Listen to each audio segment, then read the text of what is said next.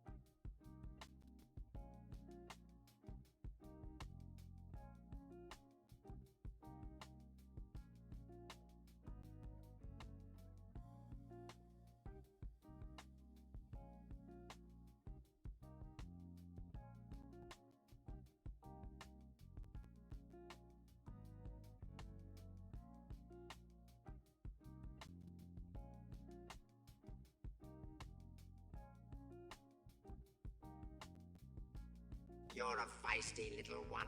Fit him with a restraining bolt.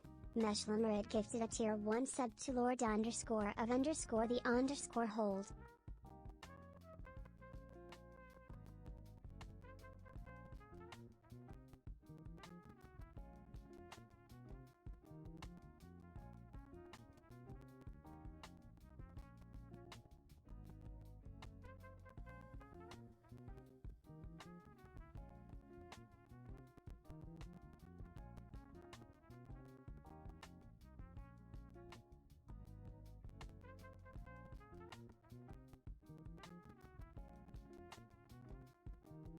Good evening, everybody, and yes, I'm dropping subs all over the place.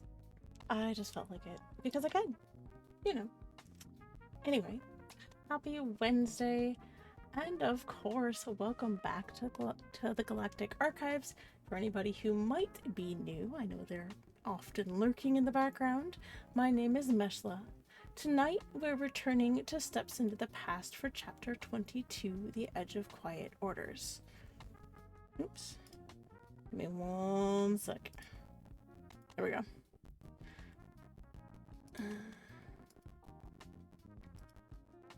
One of the things that I love most about chapters like this one is that they remind us that tension doesn't always announce itself loudly. Sometimes it gathers in sealed rooms, in measured voices, and in the quiet decisions made by people who already understand the cost of what's coming next. This chapter lives very much in that space. It's a chapter about shifting ground, contained pressure, and the kind of silence that means something important is already in motion. That is very much the heart of the archives themselves. This space is built for long-form stories, layered lore, and for the kind of narrative weight that unfolds over time, not only through action, but through memory, trust, strategy, consequence, and the quiet turns that reshape everything before the story ever announces itself. Tonight, we're stepping back into that world together, into the tension, the atmosphere, the hidden movement underneath the surface, and the questions that begin to sharpen when people realize that the fight ahead may have to be on chosen ground.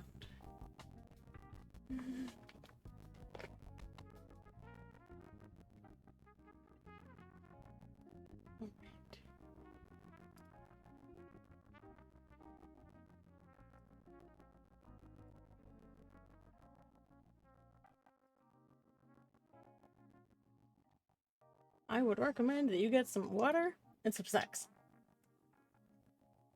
Snacks. Thanks. closed captioning next.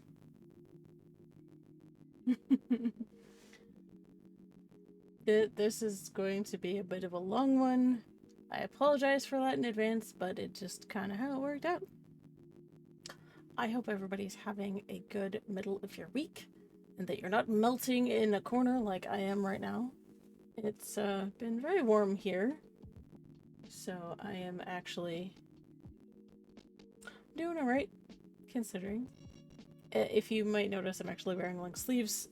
That's to hopefully deal with some of the neuralgia stuff that I've been handling lately. So yes, it is warm, but I'm wearing long sleeves on purpose. So, all right.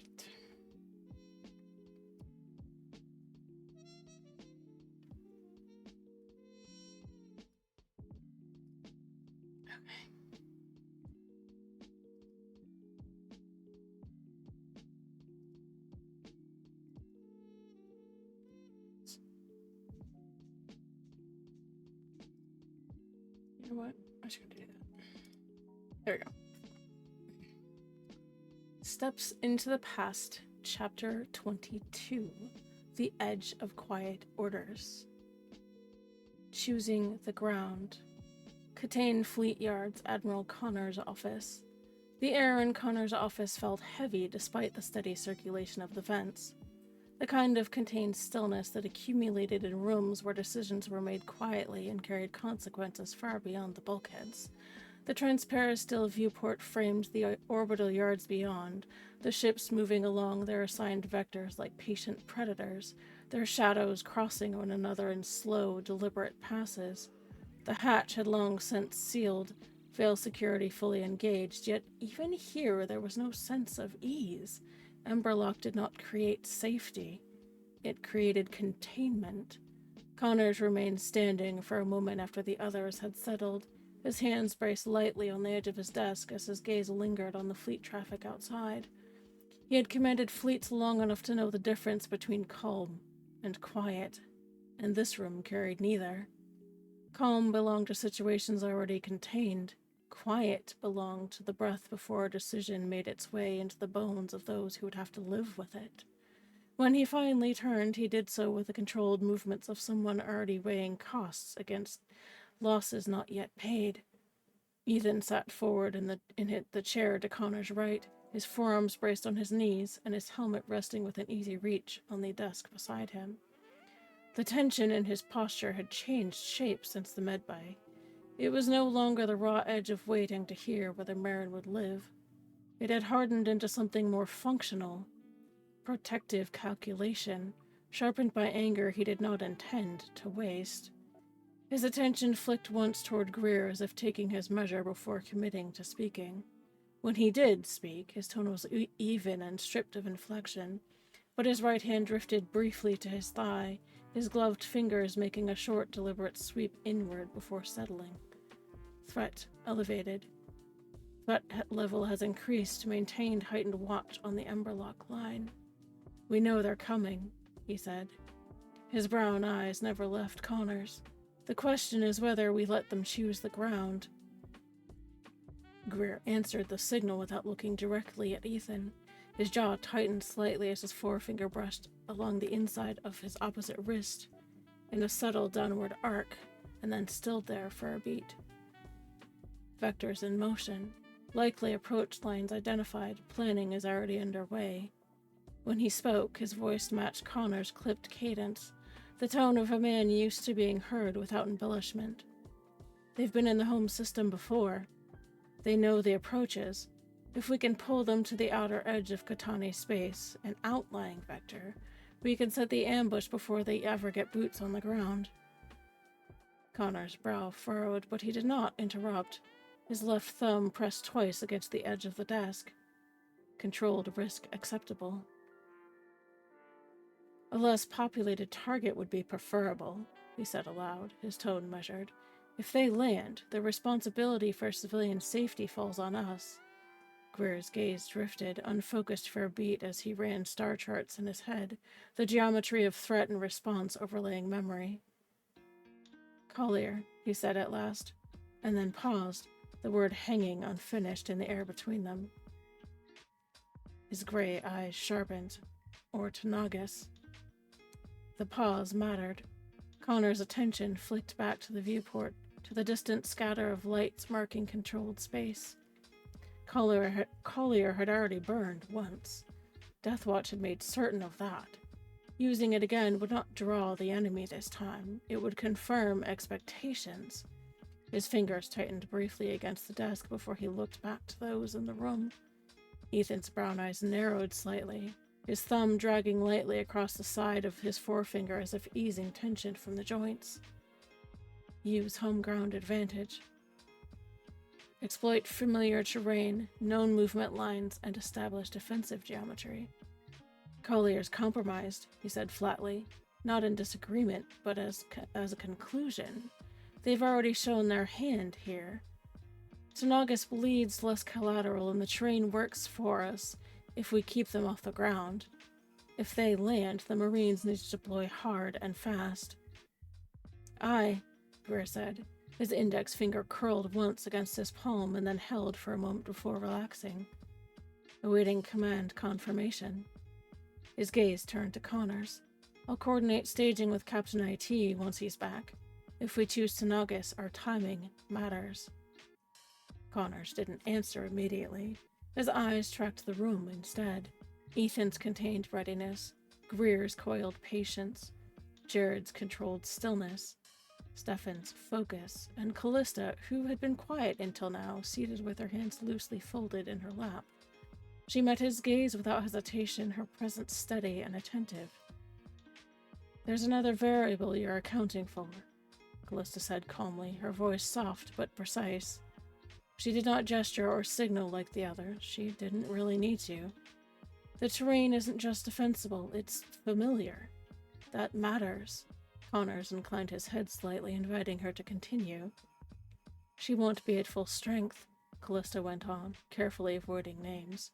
Not yet, but familiarity reduces cognitive load. It gives her space to function without forcing recovery faster than it's ready to happen. Her eyes flicked briefly toward Stefan and then back to Connors. If she's involved, it should be on ground she knows. Ethan leaned back slightly, the faintest curve touching his mouth. Not humor, precisely, but recognition. He had expected that from her before the room reached the same conclusion. The tracker we pulled, he said, directing his question at Connors. Your people think they can echo the signal? Connor's finger tapped once against the desk and then traced a slow, outward spiral. Bait viable. Timing critical. They have a clean scan, he replied. They held it back intentionally.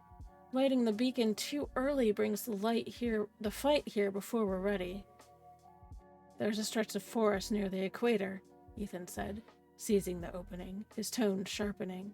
Between the estate and the colony. Deep ironwood pine with no settlements. If you light the signal there, you pull them exactly where we want them. Space is yours. The ground? His gaze flicked to Greer. Ours. Stefan had remained silent until now, his fingers loosely curled around the curved edge of his chair's armrest, his presence contained, but alert. Now his thumb pressed slowly downward once against the wood and stayed there. Ground element pending. Drawing them away from Katana's sound, he said evenly. Most of the students aren't ready for this. Dylan, Renius, Bran, Koya. A fractional pause followed. His knuckles shifting almost imperceptibly. If recovered, she leads forest operations. If not, she coordinates. The room absorbed that without comment. Jared exhaled slowly, his shoulders easing and tightening in the same breath. His right index finger brushed back across his left wrist and fell away again. Reluctant agreement. The assessment is accepted despite personal reservation. Hello, Lord. Oh, I forgot to claim my cats. I gotta do that. Yes. There we go. Yes, you guys are allowed to claim one cozy cat per stream. Please take care of it. You're a feisty little one. Fit him with a restraining bolt. Boom. Almost 2 wonderful Oh years. my. Thank you, Ajao, for that resub. I appreciate you, sir. 21 months? What are you doing? Goodness. I appreciate that very much. Thank you.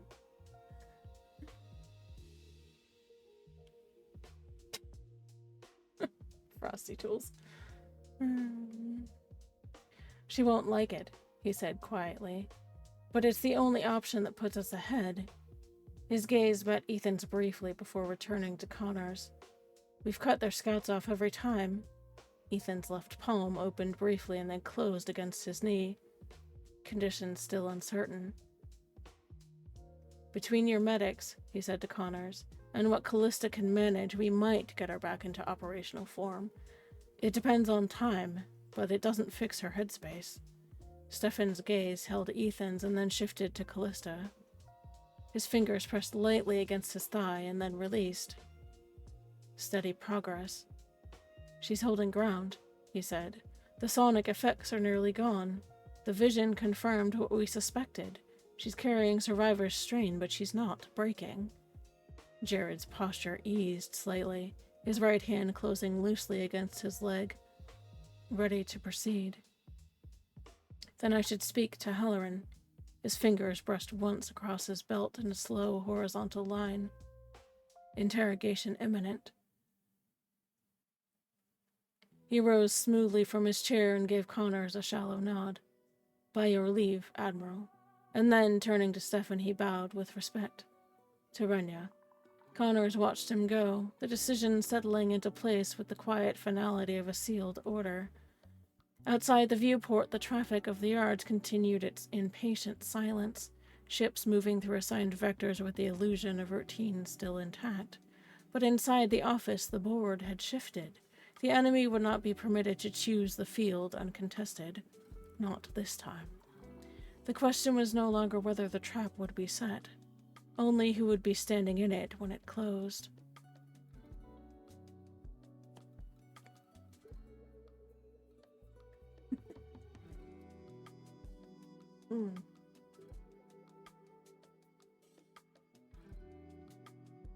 Trying to make sure I hydrate tonight. I'm going to be doing a lot of readings, so need a glass of water today.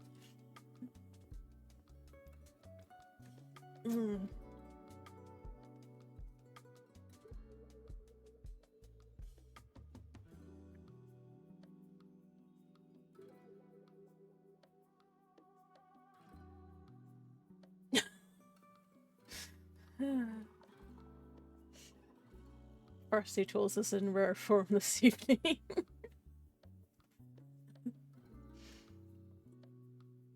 Being a bit snarky, but that's kind of normal.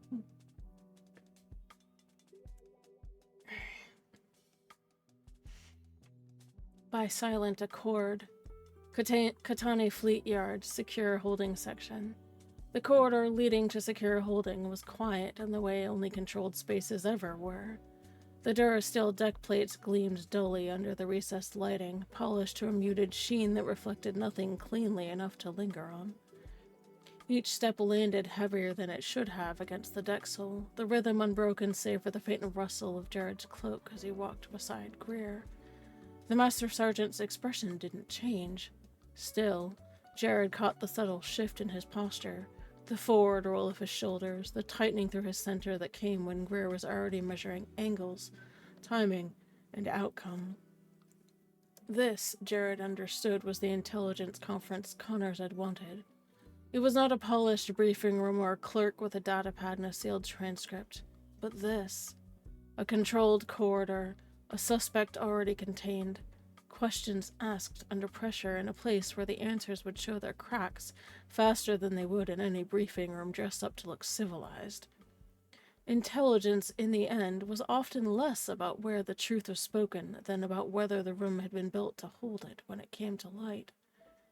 Jared drew his hood a fraction lower. Greer's gray eyes flicked toward him, acknowledging the motion without comment. The silence between them was not empty. It served a purpose rooted in doctrine they both understood. No unnecessary words until the hatch was sealed and the danger contained. Jared felt the slow coil of that awareness settle in his chest, kept in check by measured breaths, the same focusing cadence drilled into him during his earliest days at the Practium. Breathe slowly, focus his thoughts, keep his presence steady. Do not meet anger with anger. At the security hatch, Greer keyed in his authorization. The lock disengaged with a muted hiss, revealing a stark interior, 2 holding cells with only 1 occupied. Halloran sat on the narrow bunk, stripped to an unmarked coverall, his posture loose in a way that suggested feigned ease. His head lifted at the sound of boots on the deck sole. When his gaze settled on Jared's cloaked figure, his eyes narrowed.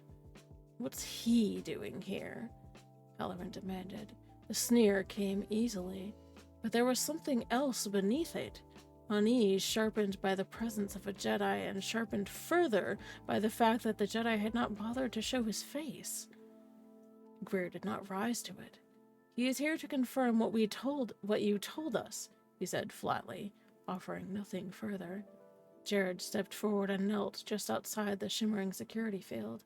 The hood shadowed most of his features, masking the faint glow gathering in his eyes. The concealment served 2 purposes: anonymity and a tighter hold on the calm he had forced into place. He let his breathing settle and then extended a controlled ripple of quiet through the force. Not an intrusion, not a violation sharp enough to announce itself, but an imposed stillness, the kind that made lies heavier to carry and left the speaker alone with the weight of his own choices. "Corporal," Jared said evenly, "tell us again about the attack on our vessel." Halloran gave a short, humorless breath through his nose. "You want the official version, or the real one?" "The one that holds weight," Jared replied. Silence hung in the air between them, and then Halloran shifted, leaning forward, his forearms on his knees. "Merchant contract," he began, his voice tight but steady. "Outer route, 3rd ring lanes. We weren't smuggling, we weren't running hot cargo, we were boring. That's why they chose us." His jaw worked once. "We got flagged for inspection. It's not unusual. Only the challenge codes they sent were ours. Codes only the company and port authority should have had." Jared didn't move. "They cut power to our drives before we even realized the transponder handshake was wrong," Halloran went on. "Lights out, drives locked, and then they boarded like they owned the ship. There was no shouting, no theatrics. They knew where the command spine was and where engineering was. They split us up like they'd run the layout themselves." "Death Watch," Greer said. Halloran's mouth twitched. "Yeah, but not the screaming kind. These were organized." Jared let the stillness deepen. "They didn't start with threats," Halloran continued. "They started with questions. Which ports saw the most traffic? Which captains took which contracts? Which military ships refueled on the civilian side? Things a dock worker could notice. Things that anyone could notice." His gaze flicked up towards Jared. "They told us the borders were already gone, that the Republic, the Jedi, the Navy, all of it was just a matter of time. They said we were already living in the cracks. Might as well choose which side of the wall we were standing on when it fell." "And you believed them?" Jared said. Halloran's jaw tightened. "I believed the part where they said people like us didn't matter in the bigger picture." He leaned back slightly, his green eyes unfocusing for a moment. "At first, it was nothing. A port schedule. A note about which docks saw fewer inspections. Things that didn't feel like blood. Things that I could tell myself were just information." His voice hardened.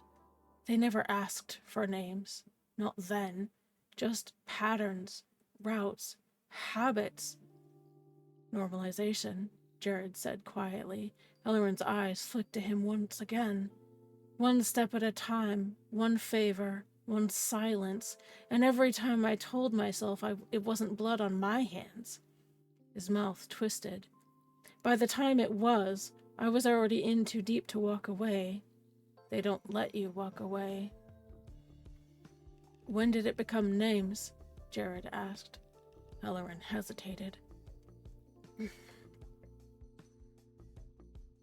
Sorry.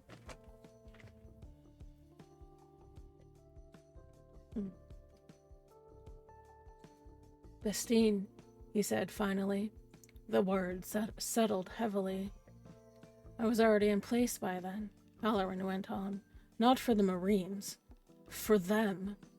Deathwatch had eyes there long before their people ever touched ground. By the time Greer found her and brought the line in, I was already feeding them what I could.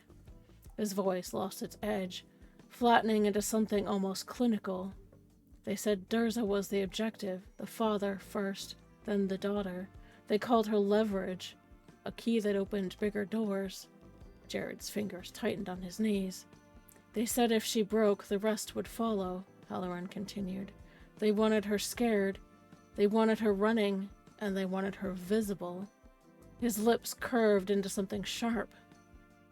And if she didn't break, he shrugged slightly. Messages still get sent. You were there, Jared said. Yes. Did you see it? A beat passed. Yes. Jared held the silence, forcing the memory to sit.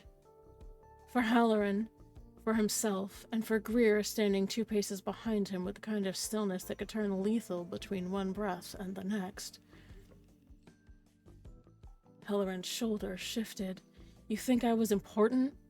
I was just placement, being where they needed eyes, ensuring certain patrols took specific routes, making sure gaps stayed open a little longer than they should have. And Druckenwell? Halloran's posture changed again. Steadier now, almost proud, which was worse than anger would have been. Druckenwell was cleanup, he said. She survived too long. She wouldn't talk. Wouldn't break. They said if leverage fails, you remove the piece. Permanently. His gaze flicked toward Greer. I made sure she crossed the line where they could take the shot. Jared felt the shift before the words came. Not in the sentence itself, but in the intent beneath it. The tightening, the anticipation, the flare of self-importance that often came just before someone decided to prove they still had one move left. And I'm going to pause there, my friends. We have an ad starting. Be right back.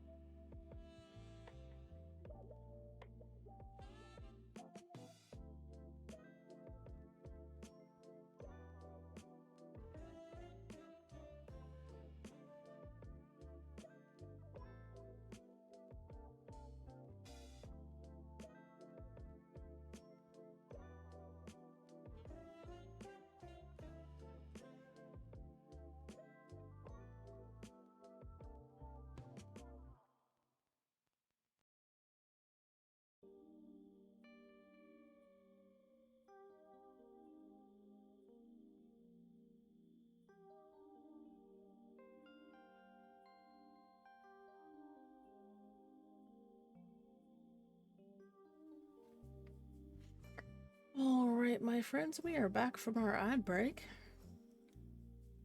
I'm gonna back up just a smidge.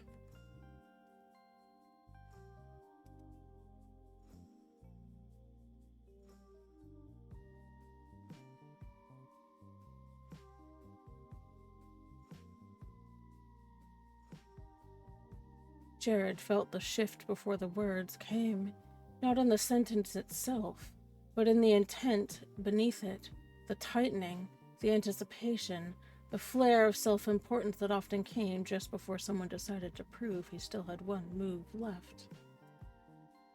"I have succeeded," Halloran said, his green eyes cut towards Greer.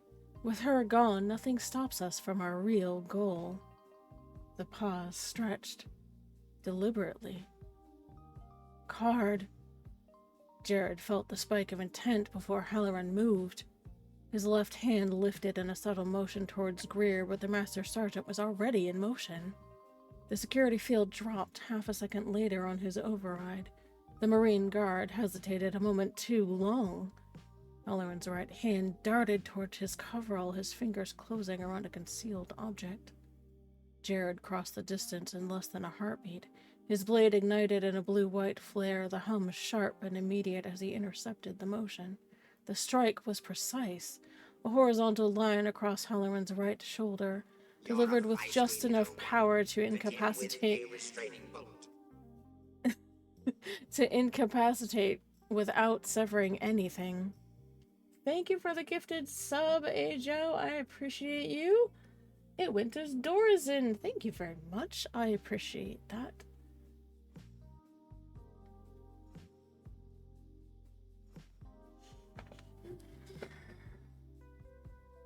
Dorizin is a friend of the archives and a member of the Survivor Squad community, so that is greatly appreciated. But of course, I'm kind of the same way. Just ask Stay Alive.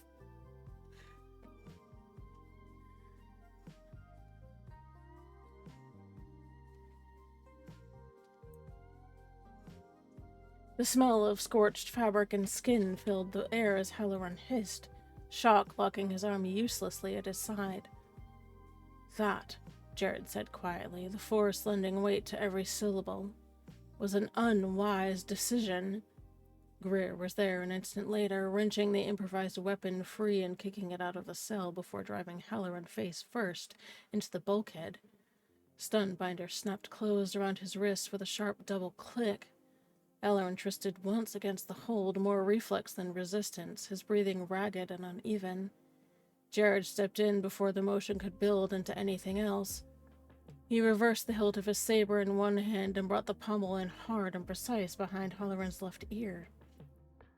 The strike was controlled, enough to drop him cleanly, but not enough to actually fracture anything. Halloran went slack immediately. For a beat, neither of them moved. Then Jared deactivated his saber, the blue-white blade collapsing into silence with a sharp hiss. He crouched without comment and helped Greer shift Halloran's unconscious weight back onto the bunk, arranging him with the blunt efficiency the moment required. No roughness, no ceremony, only containment. Jared stood for a moment longer, his gaze resting on Halloran as if measuring the space where restraint had ended and necessity had begun. Then he exhaled slowly and stepped back out of the cell.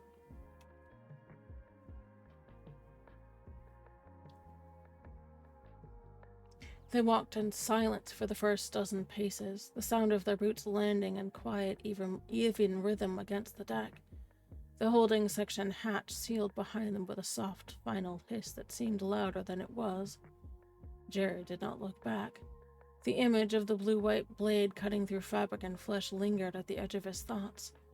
Not his regret, but his recognition. A line had been crossed, measured and deliberate, and there would be no undoing it. Without breaking stride, Greer's right hand dipped slightly at his side, the fingers curling inward before they flattened briefly against his thigh, in a compact acknowledgement. Measured strike. Restraint confirmed. Jared replied just as sparingly, a small outward release of the fingers followed by a slow curl against his chest. necessary, contained. The action was required. It remained within discipline and did not spill into anger. The exchange was brief, but it carried more than approval. It carried assessment. Greer had watched his timing, his control, the angle of the strike. He had measured not just the action, but the young man who made it. They passed the next security hatch. The corridor beyond was empty and the lights dimmed to night cycle. Jared felt the echo of the force still humming in his palms, the fading afterimage of motion and the quiet clarity that followed action taken without hesitation. He did not mistake that clarity for peace. The air between them held the unspoken accord of men who understood the cost of both action and control, and why, under Emberlock, one was meaningless without the other. The mission had required the lightsaber to be drawn. It had also required it to stop exactly where it did. As the holding section receded behind them, the hum of the security fields fading into the steady echo of boots on deck sole. Greer's left hand moved again. Palm down, 3 fingers extended, and then drew sharply inward before closing into a fist. Your guard holds. The bond is clear. This was not approval. It was a verdict. Greer had just placed Jared in the category reserved for those who could be trusted to act when needed, and to stop when it mattered more. Jared felt the weight of that more than the first signal.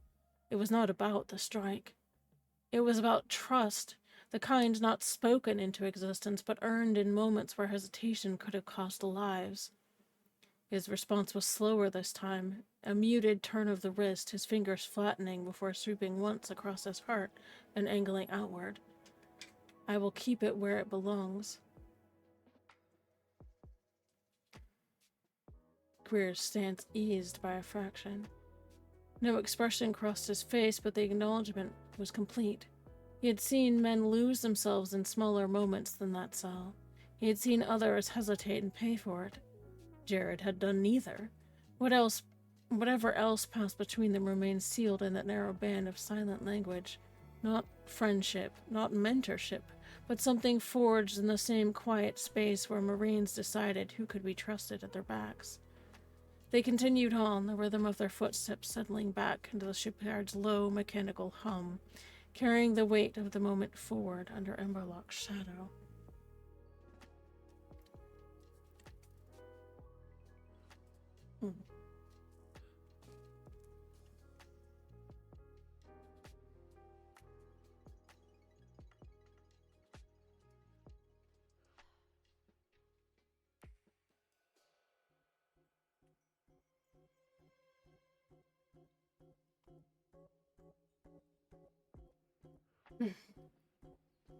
Signals in the quiet.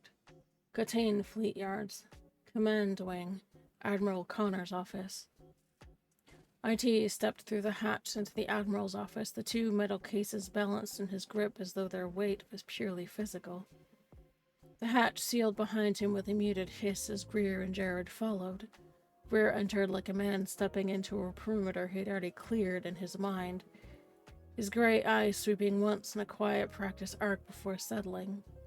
Jared's ice blue eyes stayed forward, but his shoulders angled a fraction toward the nearest bulkhead, instinct aligning him to the geometry of cover and line of sight without conscious thought.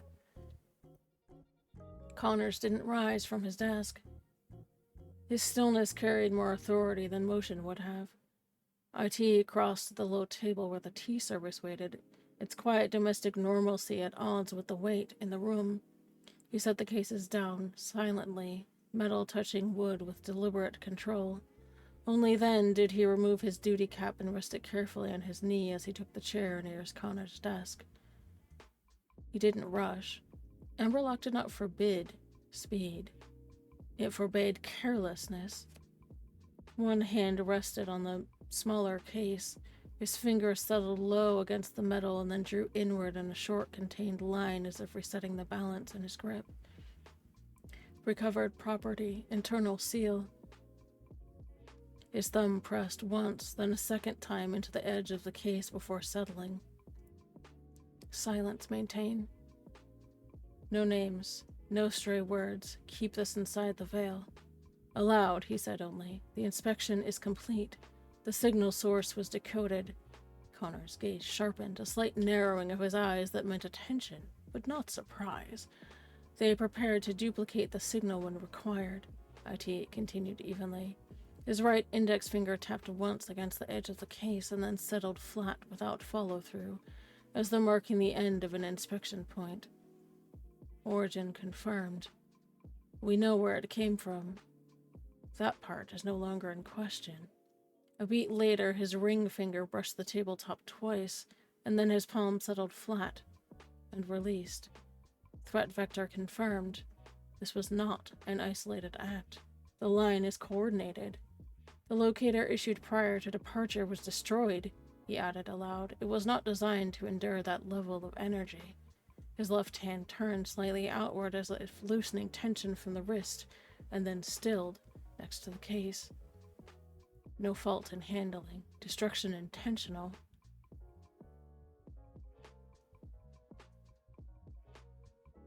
The recovery didn't damage it. Someone meant it to burn out. The distinction mattered, not to ego, but to pattern. Across from him, Stefan leaned forward slightly, the carved edge of his chair pressing into his palm. His gaze did not leave the cases. Callista's attention shifted to them as well, her stillness deeper than the others, as though she were already listening for something no scanner could hear. "They've retained certain field items for study," IT went on. "There is potential to develop counters should this become a repeated method." Two fingers traced a short repeated arc once against the side of his palm, and then settled flat. "Possible pattern repeat. Prepare counters." He turned then to the longer case and lifted it, offering it to Stefan with care that bordered on reverence without actually becoming it. Stefan accepted it and passed it directly to Callista without comment. She unlatched the case. The room seemed to grow quieter around her. She drew the lightsaber free, not like a weapon, but more like a relic uncovered from a battlefield shrine.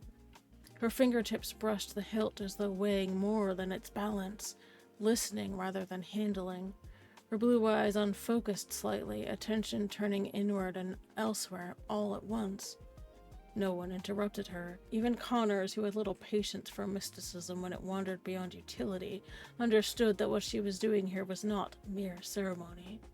It was assessment, another form of reading evidence, another means of letting the dead and damaged speak where instruments ended. "Callista has a rare sensitivity," Stefan said after a moment, his voice level but softer. "She can draw memories from objects, sometimes emotion, sometimes moments." Greer's eyes tracked the movement of Callista's fingers with the same focus he would give a live weapon. "Useful," he allowed. Then, after a pause heavy with lived knowledge, "The operative used a similar instinct on Dreckenwell when we had no scanners." His weight shifted subtly. "Helped confirm what we were facing before we moved." "And to eye on Bestine," Callista added quietly, her gaze never leaving the hilt in her hands. "Without that, we would have walked in blind." No one asked what that blindness would have cost. They all knew. IT's brows lifted a fraction. He had not known that detail. He did not ask for more aloud. Instead, his palm turned inward and his index and middle fingers pressed briefly against the opposite wrist before releasing. Debrief pending. Callista returned the saber to its case with care and set it aside, but her expression remained distant, as though a faint echo still lingered in her awareness. IT slid the smaller case across the table to Ethan. Inside, the tags lay side by side, old and newly forged. Ethan opened the case with care. The room stilled. His brown eyes moved first to the originals, to the wear at the edges and the faint scoring left by years of contact with armor and skin. Then he closed his eyes and bowed his head slightly and spoke a single, quiet phrase in Atashir. Naharin Tassarin. No one translated it. No one needed to. The meaning lived in posture, in breath, and in the way no one looked away from the moment. Jared accepted the case next, inclining his head. "More than I expected," he said quietly. The words were simple, the weight behind them, however, was not. He didn't touch the tags immediately. He only looked at them and then passed them as if measuring everything they stood for. Continuity, substitution, concealment, grief. The real tags, and the reforged ones. The truth was preserved in one hand while the lie needed for survival rested in the other. Connors turned his attention to Greer. The Master Sergeant inclined his head toward Jared. "Best hear it from him, sir. I was merely observing." Jared exhaled slowly, his fingertips curling against the case as though grounding himself. "The initial claims were a family leverage," he said, "and then admission of recruitment, and then Bastine." His ice blue eyes narrowed slightly. "He survived it." His left hand rose no higher than the edge of the case he held. His index finger and thumb closed briefly into a small circle near the body, and then the hand settled into a fist against his thigh. "Internal threat. He believes their goal is to return to the old doctrine," Jared continued. "Neo-Crusaders." He glanced toward Ethan, who confirmed it with a slow nod. "That aligns with Sith interests, and it's his stated target now." Jared's gaze turned to Stefan. "Is you, Terenia." Stefan inclined his head, once. There was no surprise in his expression, only the acceptance of a line already seen forming. What mattered had been said. Connors didn't move for several seconds after Jared finished. He let the silence settle the way a commander let dust settle after an impact. Not to rest, but to see what remained standing when the noise cleared. The reports, the field accounts, the quiet confirmations passed in code, they were not fragments anymore. They had aligned into a single, unmistakable shape. This was no longer merely containment. It was maneuvering. The Sith pressure was not rage.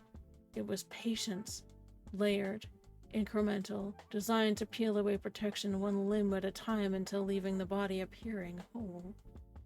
First, leverage.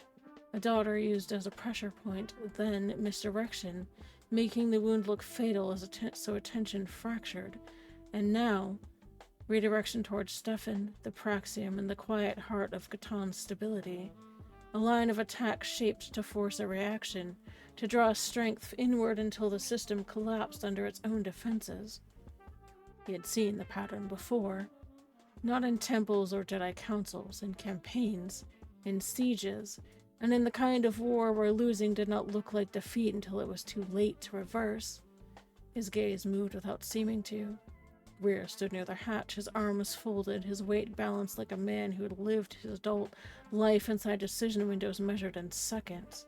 Connors had served beside him long enough to know what that stillness actually cost.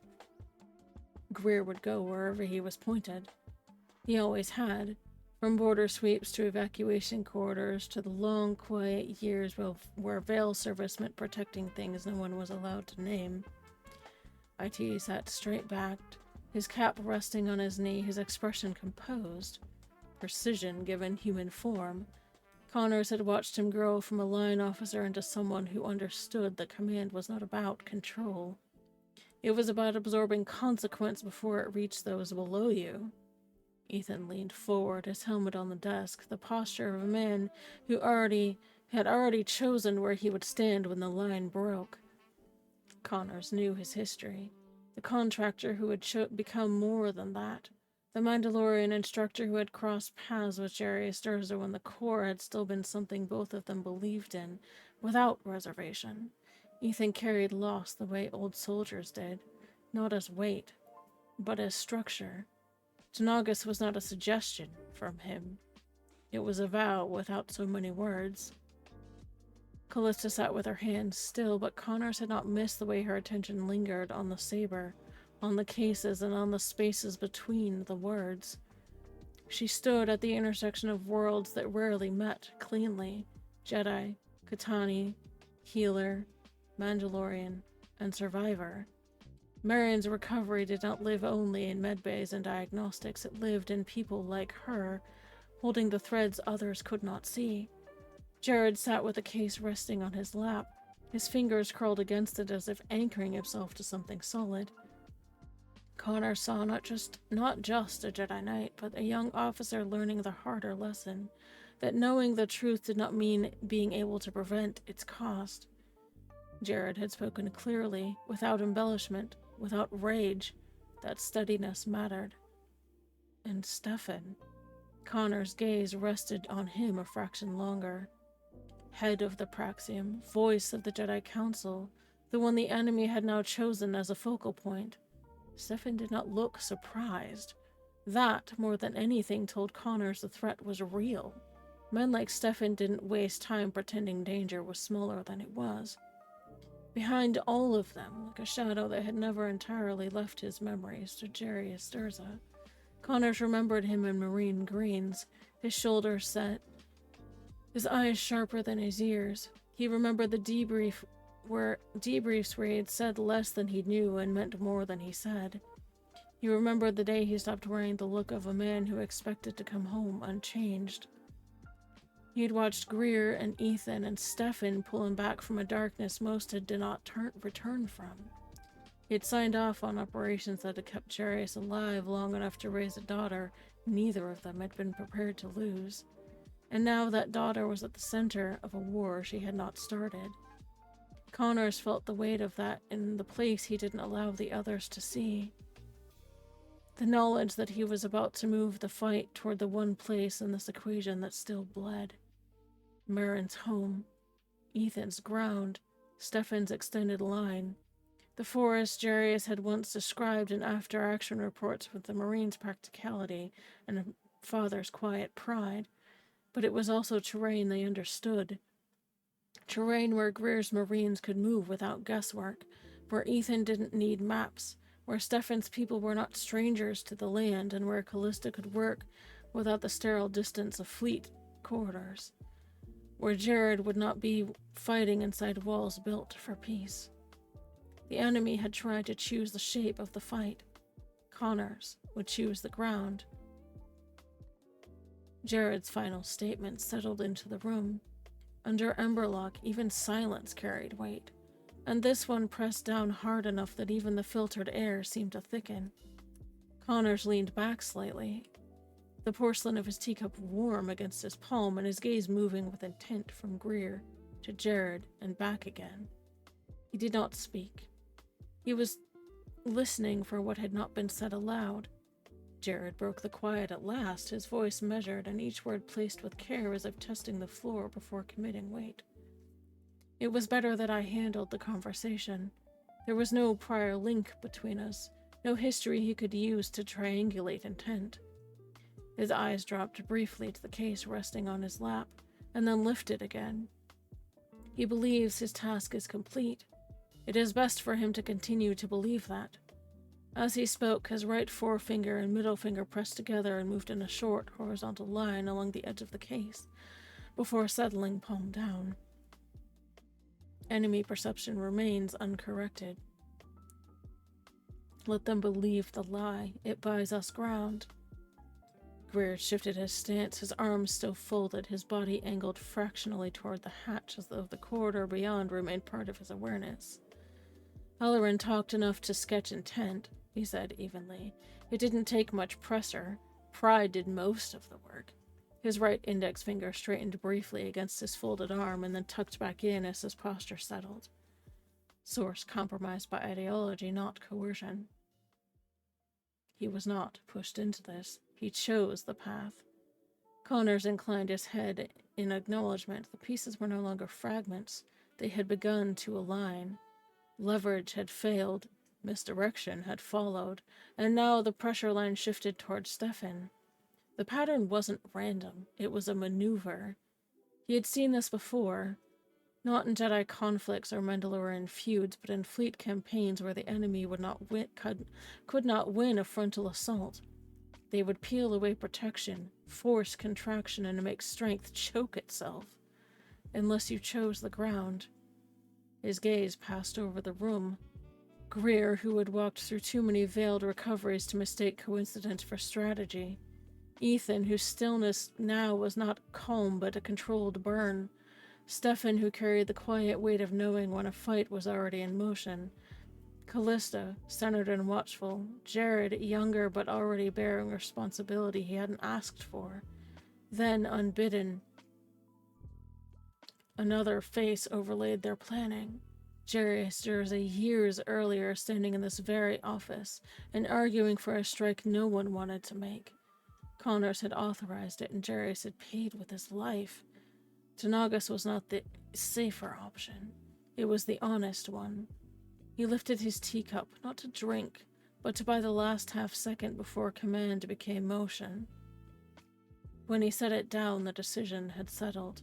His gaze slid to Ethan. The Mandalorian had remained silent through the exchange. He set the case aside with deliberate care and leaned forward, elbows on his knees. Both hands rose only to his center. The fingers opened once and then closed slowly as though gathering something inward before settling again. Transfer asset recovery first. I want her back on Tanagas, Ethan said. It will shorten the road to recovery.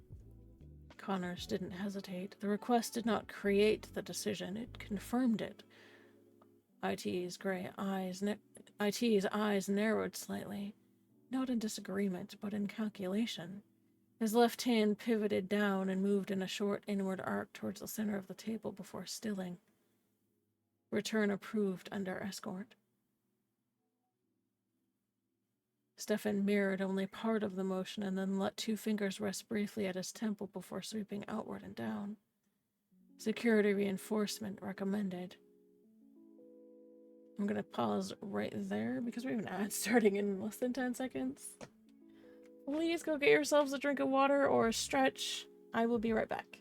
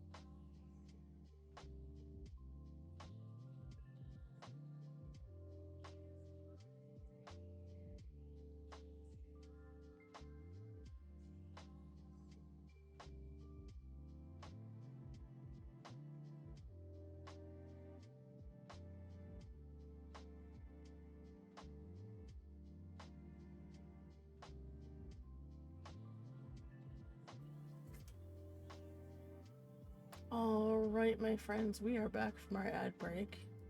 I'm gonna do this.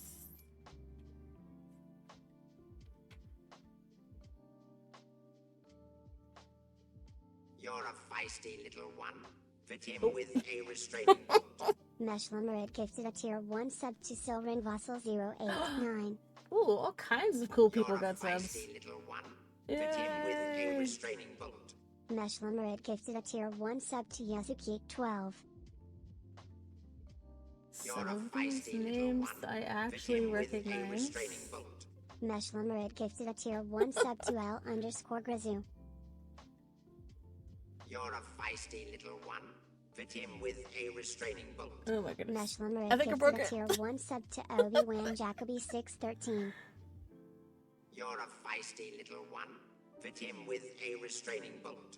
Meshlammerid gifted a tier 1 sub to Railthon.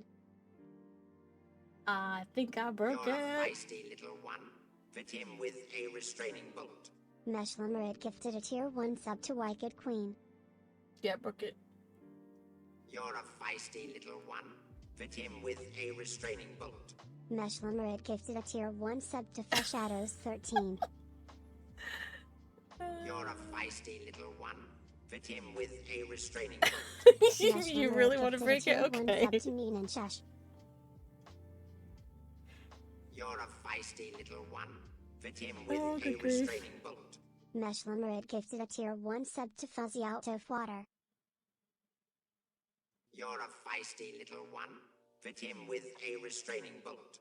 Meshlammerid gifted a tier 1 sub to Tubabata _ Taba! Oh, all You're kinds a of cool people feisty got little stuff. one. Fit him with a restraining bolt. Yeah, it's finally done being broken, I think. You're a feisty little one. Oh, no, it's Fit catching him up. with a restraining bolt. Alright, so let's see. Siren Vassal, Fusil Kiki, Obi-Wan Jacoby, I know that name. El Grizu, Raython, Wicked Queen, Faye Shadows.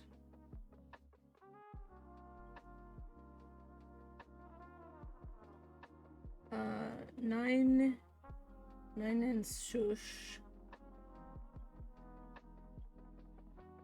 Fuzzy Out of Water. Tubba. And then Veiled Chaos. Permitan. Cheyenne. Pick Overlord got one. Lee Speed. All kinds of awesome people. Yeah, I think that is a new record, you guys. Oh. 86%. You know what? Okay. Yeah, I don't usually get hype trains, so you know what? I that's kind of fun. Alright. Let's see. Yeah. I'm gonna do this.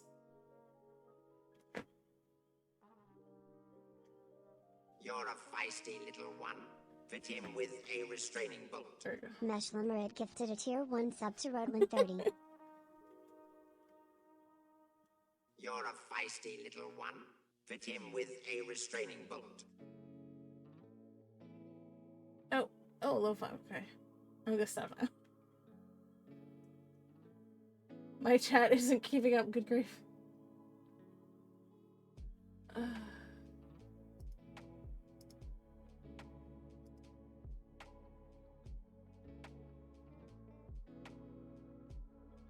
Okay. I think I broke the hype train, maybe. Alright. Just a little bit of fun. Because I don't get to do that super often.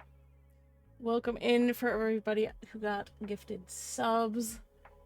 I hope you enjoy the stories and the ad-free viewing while you can. Because honestly, I like to do that when I have a chance. Can't do it often, but it's always nice when I can. So welcome in to the archives for anyone who got a gifted sub from either myself or Ajao. And thank you for joining us here in the archives. Alright, where was I?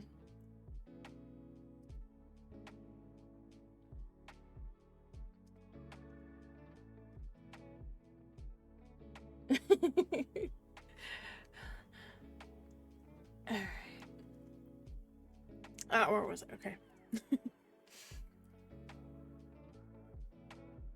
Security reinforcement recommended. Secure Tanagas before she arrives. Talon will need to be looped in, he said quietly. He'll understand what is required. Ethan nodded once, his thumb dragging lightly across the side of his forefinger, and then stopped. Oops. 1 second.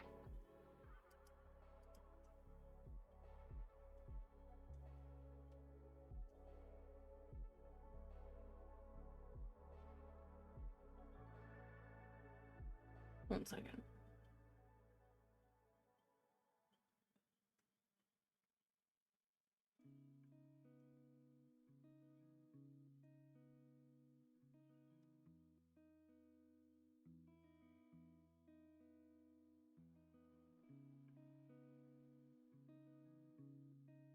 Ah. Okay.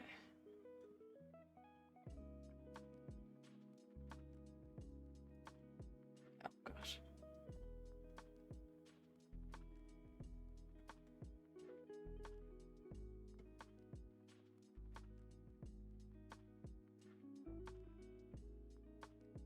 Oh, I'm gonna read from here, I guess. It's been pain.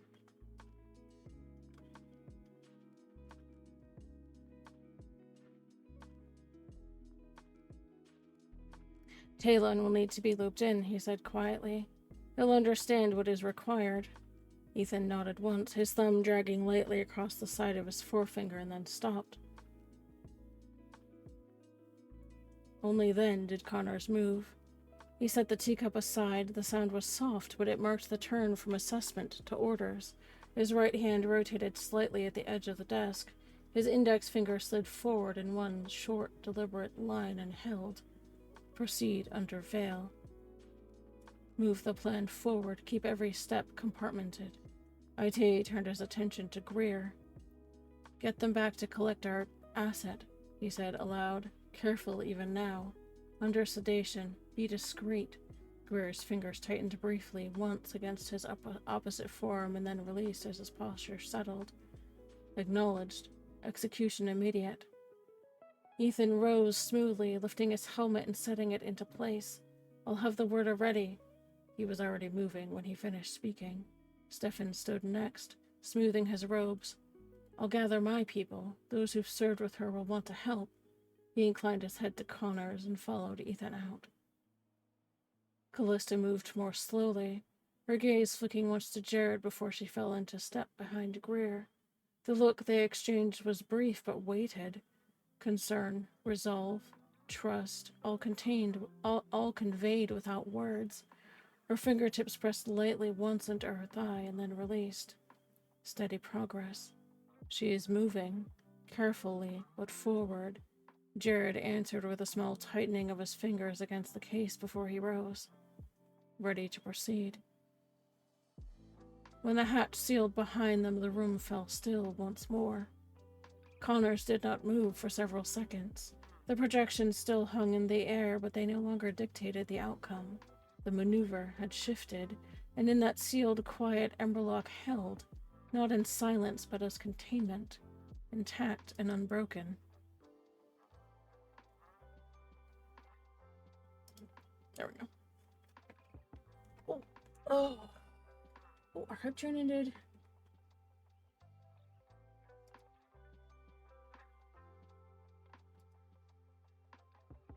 Okay. Thank you guys for that hype train.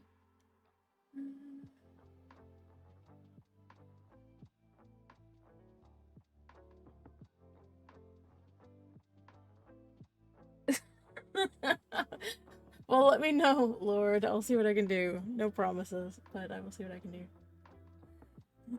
It's been a while since we did that. Alright.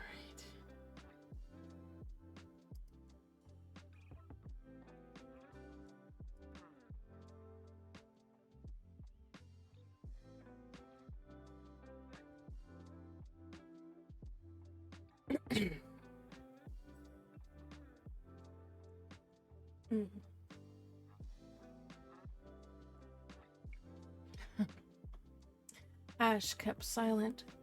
Contained Fleet Yard's medical wing. The corridor outside the sealed medical suite was still, its quiet drawn tight as a wire pulled to the point of singing. Harris stood to the left of the doorway and Rel to the right, both at parade rest, yet carrying the unmistakable readiness of veil-cleared sentries on Emberlock watch. Their posture was immaculate, but not ceremonial. It was functional. There was no idle shifting of weight, no unconscious fidgeting, just the silent vigilance of men who understood that a single misstep here could unravel months of careful concealment.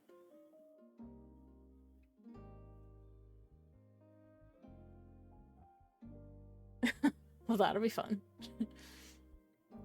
The faint, steady hum of the corridor's environmental systems was the only sound until Greer's boots approached, muted but measured. Vec followed half a step behind, his eyes forward, already gauging the doorway's dimensions against the Emberlock pod's frame, calculating clearances without letting the assessment show. Both men slowed as they drew near, the kind of unconscious adjustment born of long familiarity with controlled spaces and the rules that governed them. Harris's right hand settled flat against his thigh, his fingers tightening slightly once before releasing. Status hold. No change. Rel answered just as deliberately, but through the haptic channel rather than manual vel code. Status secure. 1 long and 2 short pulses. Perimeters clean. Watch holds. Their gaze shifted to Greer. He responded with a low, compact movement, the edge of his palm pressing once. At thigh height, as if checking the seal of a sidearm or knife maglock before settling naturally. Path clear. The route is open. Move when ready. Oof, sorry. Inside, the air was cool and sterile. The amber lighting reduced to half illumination that softened hard edges without truly dimming them. The black matte hard case weighted against the wall, its integrated cradle locked in standby, and the anti-grav unit silent until called to life. The solid upper shell stood open, revealing only a shadow within, and the folded polymer shroud laid with exacting precision against the cradle's contours. There were no external readouts, no scrolling vitals, and no comforting glow of monitors, nothing that might invite attention. The pod was built for silence and finality, its design communicating the weight of protocol without a word being spoken. Even at rest, it changed the room. It did not look like medical equipment meant for recovery. It looked like containment made respectable by engineering. A pod built to move the living without admitting they still belonged to that category. That was the point. Under Emberlock, appearances were not a courtesy. They were armor. Callista stood at Marin's bedside, her hands braced lightly on the frame. Her eyes were closed, her breathing matched deliberately to Marin's as the younger woman's awareness was guided deeper, drawn into the controlled stillness of a healing trance.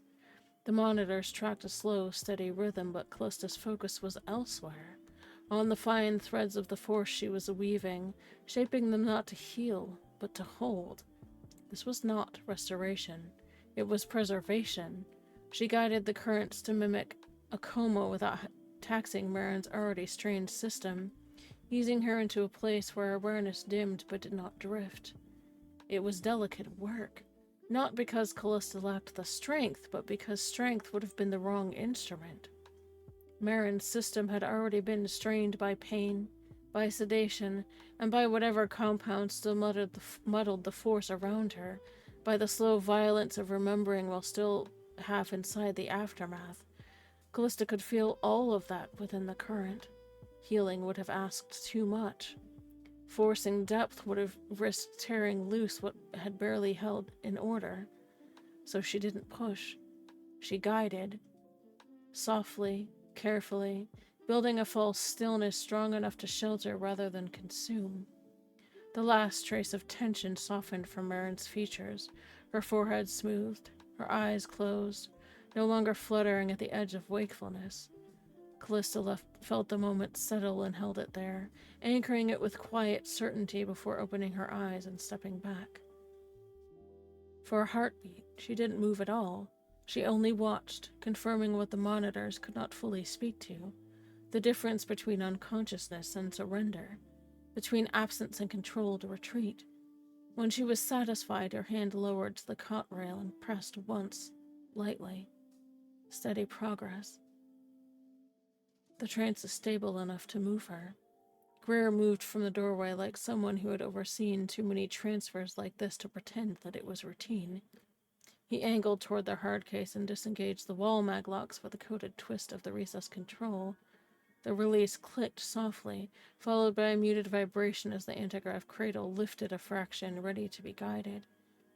Vec mirrored him on the opposite side, and together they guided the pod into position, the shell still open, the shroud untouched. The hum of the antigrav was barely audible, but in the room's controlled quiet it sounded larger than it was. A low mechanical undertone rising beneath the softer respiratory rhythm of the monitors. Vec checked the clearance at the edge of the bed, then the cradle alignment, each with the kind of focus that made it easy to miss how much of his attention was already 3 steps ahead of what he was doing. Greer watched the line of the hard case, the height of the cradle, and the distance between the cot and the pod. Nothing in his posture looked tense. Everything in it was. Jared stepped closer, his presence quiet but grounding in a way that had nothing to do with rank. He rested his palm lightly against Marin's shoulder, his fingers spread just enough to make contact, without creating pressure. He did not rush the moment. He waited long enough to feel the steadiness beneath his hand, to assure himself that even in this deep mimicry of unconsciousness, that she was not adrift.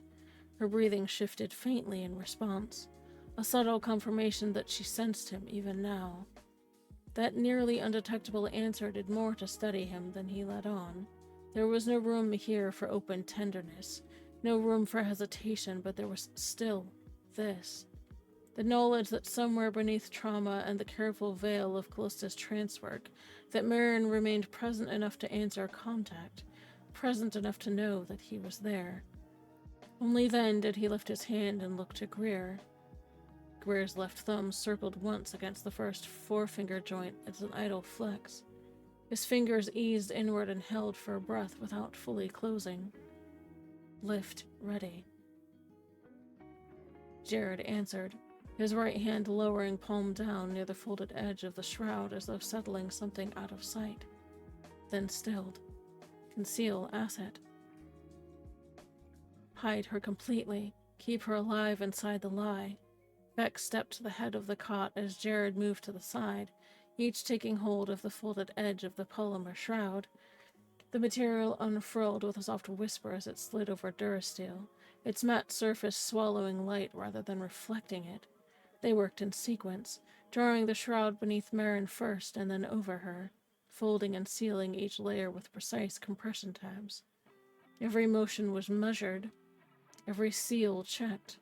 Her form disappeared not abruptly, but deliberately, reduced to a shape defined only by outline, every edge aligned to the cradle's exact dimensions. Nothing about the work was rough. Nothing about it invited sentiment, either. This was the kind of care that lived on the far side of grief and discipline, where gentleness was expressed through exactness rather than touch.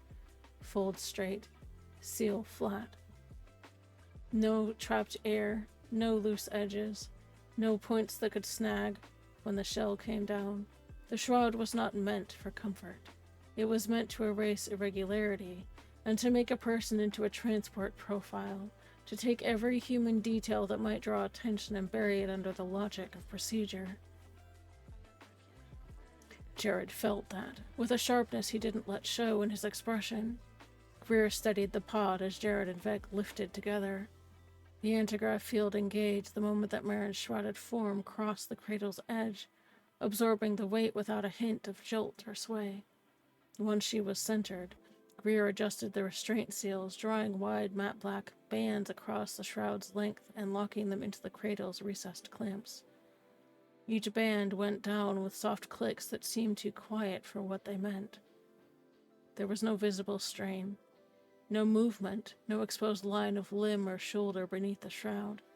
Only the sealed shape of a body made anonymous through discipline and equipment. Jared lingered a moment longer, his fingertips brushing the shroud's center as though ensuring there were no folds.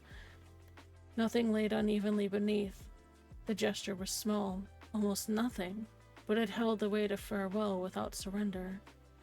He gave the slightest nod to Greer and stepped back. Callista saw it. So did Greer, though neither commented. In another room, under another set of circumstances, the moment might have belonged to grief. Here, it belonged to continuity. Jared was not saying goodbye. He was confirming that the line had not broken. That mattered more. Greer lowered the solid upper shell, and the latches engaged with a soft click. The control panel flared once, a brief pulse of green before returning to darkness.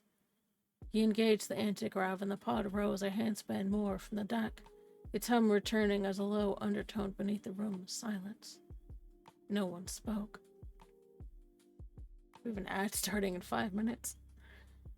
The room itself seemed to respond to that closure. What had been a treatment space became, in an instant, a transit chamber. The change was not visible in the walls, the lights, or the equipment. It was visible in the people. Harris and Ral remained outside, unchanged in posture. Vec shifted a fraction toward the head of the pod, already preparing for the first turn into the corridor. Greer's stance widened enough to absorb the burden of the lead position. Jared straightened fully, his hands empty now, but no less engaged for that.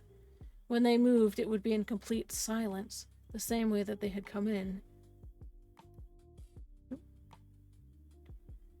Here, in the sealed room under veil, Marin Durza had already vanished from the galaxy's sight. And for the purposes of Emberlock, she was meant to stay that way. Hey, Foxy, welcome in! Hey, you know what? Better late than never. I've still got a few scenes to go, I think. At least 2.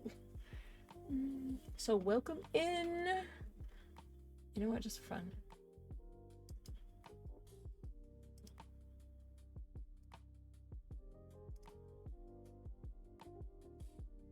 Because I can.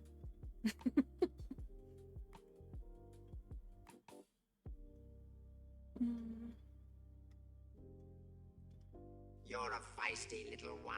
There we go. Hit him with a restraining bolt. Meshlamrid gifted a tier 1 sub to codename _Foxy. Hey, you know what? I'm glad that I can do that on occasion. It's not often that I'm able to, so. Welcome to the archives, officially, Foxy. Please enjoy the ad-free viewing. And all the fancy emotes that are adorable.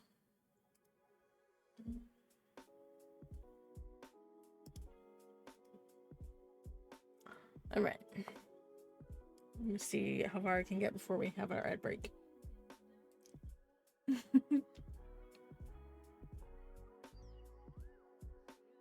Oh, I appreciate that. And hey, you're here. I'm just happy to see you. Filters in the ranks.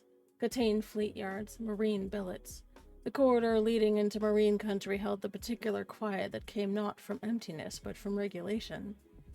The fleet yard's environmental systems hummed steadily through the bulkheads, a sound so constant that it stopped registering as noise, and instead became the background against which thought arranged itself. Captain IT moved through it at a steady, unhurried pace, each step placed with the same deliberation he applied to every decision made under Emberlock.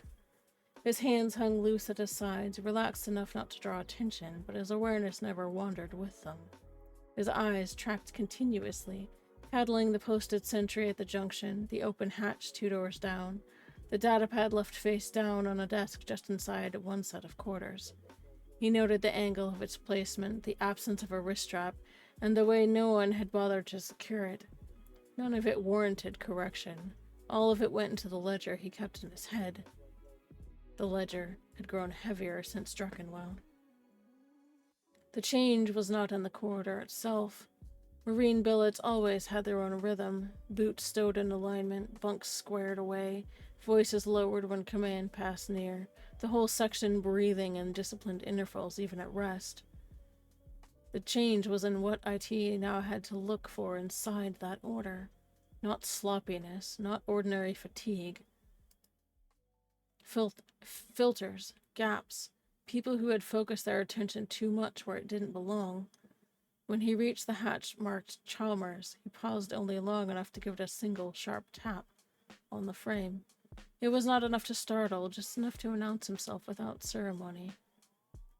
The hatch slid open to reveal quarters as neat as a dress inspection, bunk made tightly, personal effects stowed with care, and the terminal dark but within reach.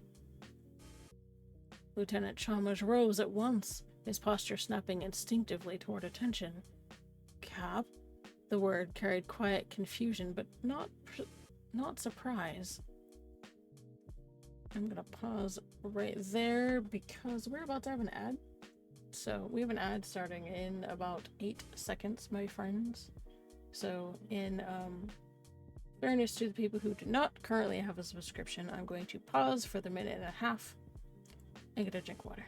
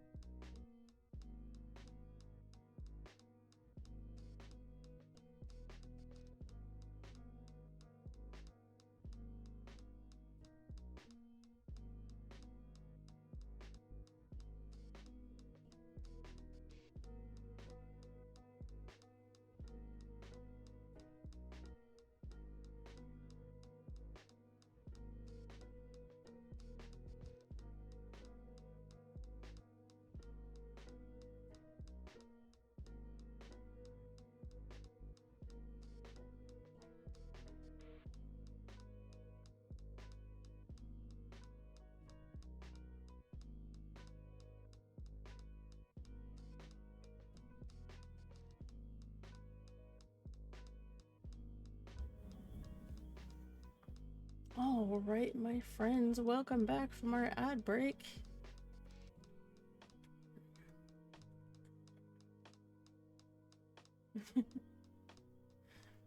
IT stepped inside and sealed the hatch behind him with a swipe of his thumb over the control interface. He removed his duty cap, settling it into the crook of his arm, and took the chair opposite the desk without waiting for an invitation. That act alone set the tone. This was not a courtesy visit. 2 fingers brushed once at his temple and then drifted outward in a low palm down motion that swept across his knee before his hand closed into a fist against his thigh. Sweep and clear before open exchange. Old discussion. Confirm the room is clean before anything real is said. Sharma's eyes narrowed a fraction. He gave a restrained nod, his posture stilling completely before settling. Clear. IT did not speak yet. His next motion stayed lower as his thumb and little finger opened briefly near his palm, and then his hand closed into a fist low against his torso. Blackout calm.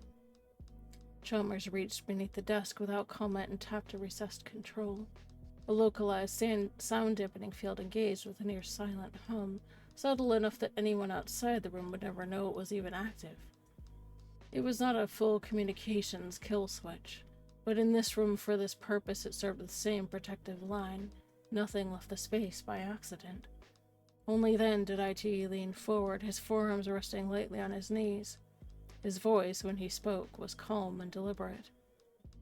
You saw what happened on Druckenwell, or most of it. Chalmers' jaw tightened. He nodded once. Yes, sir. IT's right hand shifted again, his index finger and thumb closed briefly into a small circle near his torso, and then the hand settled into a fist against his thigh again. Internal threat. The breach came from inside the line. Chalmers' expression cooled, the acknowledgement written in the set of his mouth rather than in words. He had already drawn that conclusion. Hearing it confirmed under seal made it heavier, but not clearer. The Jedi believe it was leveraged aimed at one of theirs, IT continued evenly. It failed. He let the single word stand, unembellished. Then his hand cut inward in a short, contained line and stopped before his center as if marking an interrupted route. Taken, not dead. She was taken. Do not build plans around a corpse yet. Chalmers' eyes flickered with the faintest easing of tension before discipline reasserted itself. Relief had no place here, but awareness did. Removing the battalion, IT said. Cures remaining Marines and Talon's battalion. Tanagus is the destination. He did not soften the implication. Every man and woman is to be vetted. If there's doubt, any doubt, they do not deploy. Chalmers nodded slowly. Understood, sir. He hesitated and then let two fingers drag once over the hem of his uniform sleeve at his wrist. Stop, and repeat the motion a second time before his hand settled. Quiet flag doubled. Two personnel flagged. No confrontation yet. IT gave the smallest tilt of his chin. Continue. Pierce and Sato, Chalmers said aloud, his tone even. Both are competent, both careless lately. IT's answer came without hesitation. His index finger traced a short inward line along the edge of the desk and then tapped once at the end before his hand flattened and withdrew. Reassign. Offline. Aloud, he added. Schedule them for certification exams. Frame it as corrective, not punitive. Make it clear that combat rotation depends on it. His gaze held Chalmers. Quiet watch. No noise. A faint snort escaped his lieutenant before he masked it. Good thinking, sir. I'll handle it. His terminal came alive under one hand, but he did not begin typing yet. That told IT more than haste would have. Chalmers was ordering the list in his head first. Who was still clean, who needed a second look, and who might have to be left behind without ever knowing why. IT straightened and settled his duty cap back into place with the same care he applied to everything else. I'll contact Talon myself. You have your orders. Chalmers stood, offering a crisp salute before turning back to his terminal. Personnel files bloomed across the screen, his attention already shifting into execution. IT stepped back into the corridor without another word. The hatch sealed behind him, the sound swallowed by the ambient hum of the fleet yards. His stride returned to that same measured pace, unhurried but purposeful, and each step carrying the weight of decisions that would never be recorded in official logs. Some threats were met with firepower, others required something far more difficult. Discernment.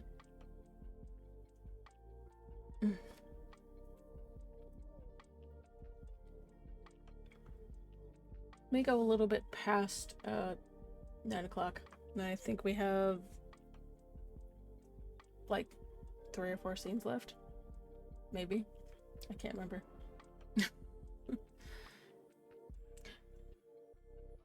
Orders for the reserve. Contain fleet yards. Secure fleet comms room. The fleet veil comms room was darkened except for the cool blue wash of its recessed hollow emitters. The light caught on nothing reflective, designed so no stray surface could betray an outline or echo a presence. The hum of the encryption stack was constant, layered frequencies overlapping in a way that could be felt more than heard. A pressure behind the eyes, a vibration that settled into bone and stayed there. Captain IT keyed in his clearance authorization and rested his palm flat against the console for the required count. The system took its time. Emberlock always did. When it acknowledged him, the response came as a soft vibration through the deck plates. Confirmation without affirmation. No sound, no display, just access. The hollow resolved slowly.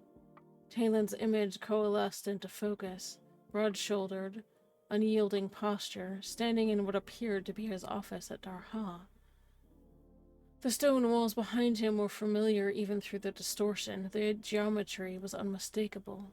The Lehea Torin sash lay across his uniform with its quiet, deliberate pattern, the silver threads catching the light just enough to remind any observer that this was not ornamentation, but a declaration. Talon inclined his chin in greeting, but his eyes sharpened almost immediately as they took in IT's stance. He read the room without being in it. He always had. IT did not waste time on words. 2 fingers brushed once at his temple and then drifted outward and low, palm down before his hand closed tightly against the edge of the console. Sweep and clear before open exchange. Talon's response came without breaking eye contact. He gave a restrained nod and his posture stilled completely. Clear. IT felt the subtle shift in the channel even before Talon fully confirmed it. He followed with his left hand, thumb and little finger opening briefly near his palm before closing into a low fist. Blackout calm. Talon's hand dropped briefly out of frame, likely to the physical cutoff beneath the desk. The background noise vanished instantly, not faded, gone. The silence that replaced it was dense and unmistakable, fully secured. Only then did IT straighten his weight, settling evenly through both heels. He let a breath pass through him, not relief, not hesitation, but recalibration. His next motion was low and compact as his index finger and thumb closed briefly into a small circle near the body, and then his hand settled into a fist against the edge of the console. Internal threat. The breach came from within our own line. Talon didn't move immediately. The stillness stretched just long enough to register as deliberate restraint. His expression didn't change, but something old and deeply held tightened behind his eyes. Not shock, not anger, but recognition. He had seen this pattern before. Leverage turned inward, loyalty bent into a weapon. He had watched it cost Jarius more than blood, years ago, and he knew what it demanded of those who remained. The past pressed close for a moment, and then his hand rose, his palm low against the desk as he held his finger still for a beat, as if pinning the moment in place. Silent query. Report true condition under veil. IT inclined his head once, his hand cut inward toward his torso in a short, contained motion, stopping before his center, and then lowered to rest. Taken, not dead. He followed it with his hand lowering palm down near the console as though settling something out of sight. Conceal asset. The line remained hidden. The shift in Talon's posture was minimal, but IT saw it anyway. The tension in his shoulders eased slightly. Not relief, precisely. Talon was not a man who allowed that under Emberlock, but acknowledgement. Personal knowledge pressed against his professional restraint, but he held the line. When Talon did speak, his voice was quiet steel. Darha stands ready. We'll be moving, IT said. Even in a sealed channel, his tone remained low and controlled. Kira's detachment, my battalion, yours. He paused just long enough to let the scope settle. Our destination is the Tanaga system. Talon's reply came half in motion and half in voice. His fingertip tapped once against the desk and then drifted in a short outward curve no larger than needed to resemble idle contact. Bait viable. Timing critical. The trap will work if the timing holds. Aloud, he added. That's a long way to draw them. We have the signal, IT replied. He did not elaborate. He didn't really need to. Talon's eyes narrowed slightly. He knew better than to ask how. Instead, his thumb dragged lightly once across the side of his forefinger and then stopped. Use home ground advantage. Force the engagement onto familiar terrain. Open ground, he asked quietly. IT mirrored the underlying logic, but his answering motion ended differently. His thumb dragged lightly once across the side of his forefinger, then his wrist settled into a small downward finish that kept the signal compact. He was confirming. Forest, he said. Controlled terrain. For the first time, a faint hint of something like approval crossed Talon's expression. Not satisfaction. Calculation. Then you're choosing the field. Yes, IT said simply, and denying the momentum. Talon nodded once. You'll have full strength from my end. I'll fit every name personally. If there's any doubt, they stay here. No exceptions. IT's fingers drew once along the hem of his uniform sleeve at the wrist, stopped, and then repeated the motion a second time before settling. Quiet flag. Doubled. 2 flagged already, he said aloud. Talon's mouth tightened, not in displeasure, but grim recognition. Understood. I'll use the same protocol. We move cleanly or not at all. There was a pause. Not silence, but shared memory pressing at the edges of Veil protocol. Talon knew the one under Veil. He had trained her, watched her fight to carry a legacy that had nearly crushed her father, watched her refuse to break. Emberlock forbade acknowledgement of the bond, but it couldn't erase the knowledge of what was being risked. You'll want the reserve positioned early, Talon said at last. If this turns, it will turn quickly. That's the expectation, IT replied. We're not planning for a retreat. A beat passed, and then Talon gave a single deliberate nod. Darha will be ready within the day. The channel held for one final moment, the unspoken weight of shared command and shared history passing between them. 2 officers who understood that some orders could never be written down. And then Talon reached forward and cut the feed. The hollow collapsed into blue light and vanished. The hum of the encryption stack swelled back into the room, filling the space where another man's presence had been. IT exhaled once, slow and controlled, and reached for his cap. He turned for the hatch, already moving through the next sequence of tasks in his mind. The warder would not depart unprepared, neither would the people who followed it. Under Emberlock, there were no second chances, only the correct ones. Oops. There we go. Alright. Reed isn't here to tell me to stretch. So I have to stretch myself.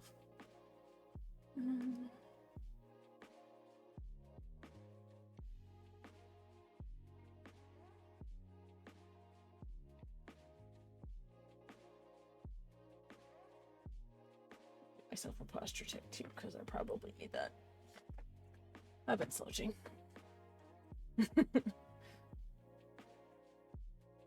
I know I'm not the only one that does that, so that's kind of for the rest of you too. Make sure you're not slouching.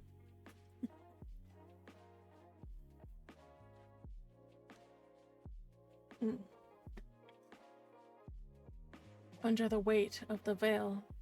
Catane Fleet Yard's command wing. The command wing slept in its own kind of silence, the careful, regulated quiet of the fleet at rest. It is your destiny. Precisely. Indeed it is. Okay. The command wing slept in its own kind of silence, the careful, regulated quiet of a fleet at rest, shaped by watch rotations and duty bells rather than the absence of life. Even now the corridor carried motion, the soft cadence of sentries pacing their assigned watches, the faint vibration of power relays buried deep in the bulkheads, the distant thrum of ships cycling through yard schedules beyond the transperistyle. It was a sound of readiness, not peace. Admiral Tavian Connors moved through it with measured certainty. He neither hurried nor lingered, his pace set to the rhythm of command rather than fatigue. Emberlock went with him, not as a restriction, but as a responsibility. The farther he walked from the moment of decision and closer to its consequences, the heavier it settled. His office admitted him without ceremony. The hatch whispered shut behind him, the seals engaging in sequence, each one stripping the outside world down to nothing. Stitch Doll, welcome in, lady. Good to see you. Oh no. I tripped into stream and my hand slipped. Hashtag sorry not sorry. Tripped? Really? Are you sure? Do you need a check for bruises? No, I think you need a cat. Go claim your day of the cat.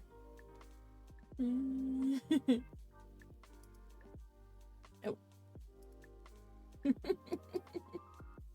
Thank you for the bits, ma'am. It's good to see you. That could potentially be why, yes. Now you have to take care of that cat, and you gotta treat it well, and love it, and pet it. That's why we have cats every stream.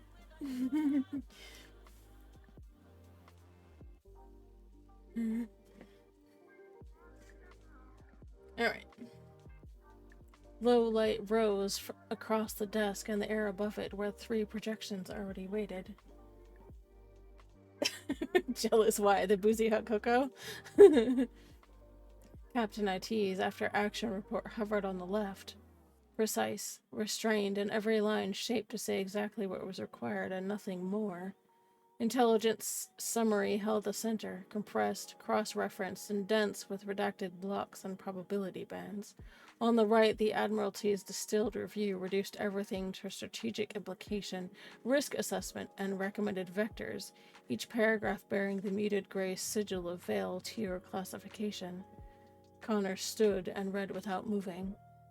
He had stood like this before, on flight decks lit only by emergency lighting, in forward command shelters that still smelled of burned circuitry, and in briefing rooms where the names of the dead shifted to past tense before the day was over.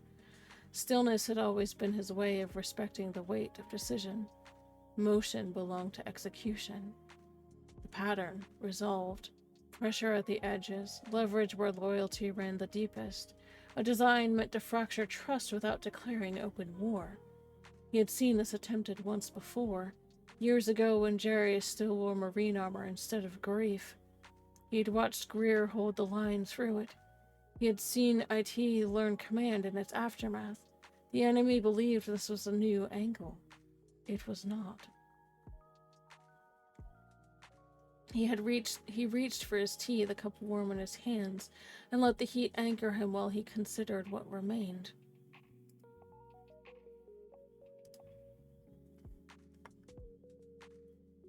Every solution carried a cost. Every delay invited escalation. Emberlock narrowed the margins until only the correct decisions mattered. When he set the cup down, it was with intent. The encrypted comm keyed open at his touch. The desk surface cleared, replaced by the seal of the Katani Navy, and a thin band of red text scrolling once. Channel secured. Veil code authorized. At the bottom of the image. The frequency he entered was now muscle memory.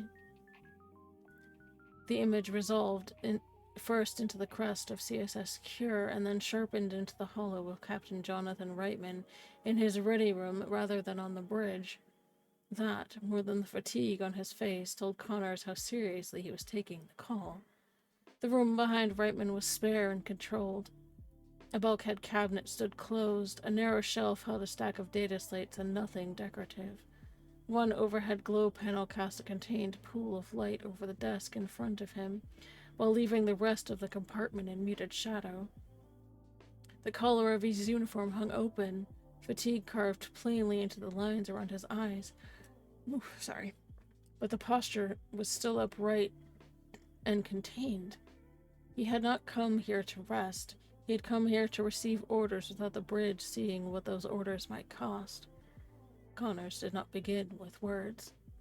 2 fingers brushed once at his temple and then drifted outward and palm down before his hand closed against the edge of the desk. Sweep and clear before open exchange. Reitman matched the logic rather than the exact motion. His gaze flicked once toward the sealed hatch behind him and then returned. His posture stilled completely. Clear. Connors answered with another signal. His thumb and little finger touched briefly near his palm, and then his fingers closed into a fist. Blackout calm. Reitman's hand disappeared briefly below the desk. Connors heard nothing, but he saw the change in the room. Status lights at the edge of the bulkhead console winked out, and the low ambient sound common to shipboard compartments utterly vanished. The ready room sealed itself, cut off from Cure's broader traffic. Only then did Connors speak. "When was the last time you slept, Jonathan?" Reitman let out a breath that bordered on a dry laugh. "Not since Druckenwell, sir. I'll sleep when this is settled." Connor's expression didn't shift. "Then you'll sleep when I tell you the line can hold without you." The faintest twitch was at the corner of Reitman's mouth. Acknowledgement, not amusement. He knew better than to mistake the tone for softness. Connor's hand lowered, his palm flat against the desk and his fingers tightening once before releasing. Status hold. No change. Hold the line exactly where it stands. Reitman answered with a restrained nod and the brief press of his thumb against the side of his index finger. Acknowledged. Order received and accepted. "You understand why this is under seal," Connors continued. "I'm detaching Cure to the Tanagas system." Reitman didn't answer immediately. The ready room's silence seemed to deepen around him, the kind of pause that came from a captain running consequences through instinct before language. "Understood, sir," he said at last. "That's a long leash." "Yes," Connor said. "We do not have the luxury of time. A compromised element within your marine complement has been removed, but not before the damage was done." Reitman's jaw shifted once. "We tracked it, sir. The timing was too clean." Connors let that stand. Reitman had seen enough already to understand that coincidence no longer deserved the benefit of the doubt. "The attempt failed," Connors continued. "Their focus now may lie elsewhere. Someone among the enemy believes more useful." He let the implications settle. Card is informed. Reitman's expression hardened, but not with surprise. "Then they're reaching higher." Connors inclined his head once. "We'll deploy a Nighthawk escort with you.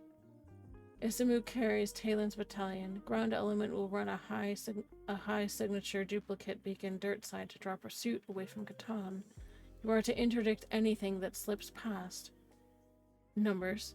Reitman asked. "Unknown," Connors replied. "You hold them there, no transit to the home system." Tanagas. It did not show on Reitman's face, but Connor saw it settle behind his eyes. It was not an outpost. It was not a disposable colony marker on a map grid. It was a place with roots. Ethan's ground. Her home. A world tied to too many names that mattered. Connors knew what Reitman was thinking, because he was thinking it too. He did not choose Tanagas because it was safe. He chose it because it was understood. Terrain the enemy would misread. Terrain his people would not. Reitman gave a slow nod. "Then we'll anchor them there." Connor's index finger slid forward in a short, deliberate line along the desk and held. Proceed under veil. Reitman mirrored the answer with a single restrained nod and a thumb press. Acknowledge. Order received and accepted. There was no need for flourish between officers who had both spent too many years inside SEAL orders and their aftermath. Connors leaned back slightly, though not enough to ease the line of command between them. You're not there to chase glory, Jonathan. You're there to deny them passage, break their timing, hold the corridor. If they commit to Tanagas, they do it under your guns and ours. Reitman's gaze was steady. Understood. He did not ask what happened if the ground line faltered. He did not ask what would happen if the one under guard returned to the field before command wished it. Those were not ready-room questions. They belonged to consequence, and both men already understood them. Connor's voice lowered slightly. Greer is moving under Emberlock authority. IT is filtering deployment personnel. Stefan knows what line he holds. Ethan is already in motion. He paused. You will not be the weak link in this. Reitman's fatigue showed then, but only in the hard honesty of his answer. No, sir. The room behind him remained perfectly still.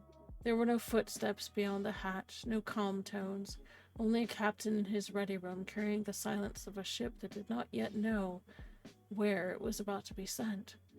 Connors looked at him a moment longer.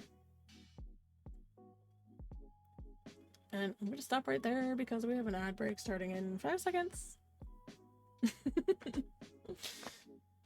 See you in a minute and a half, my friends.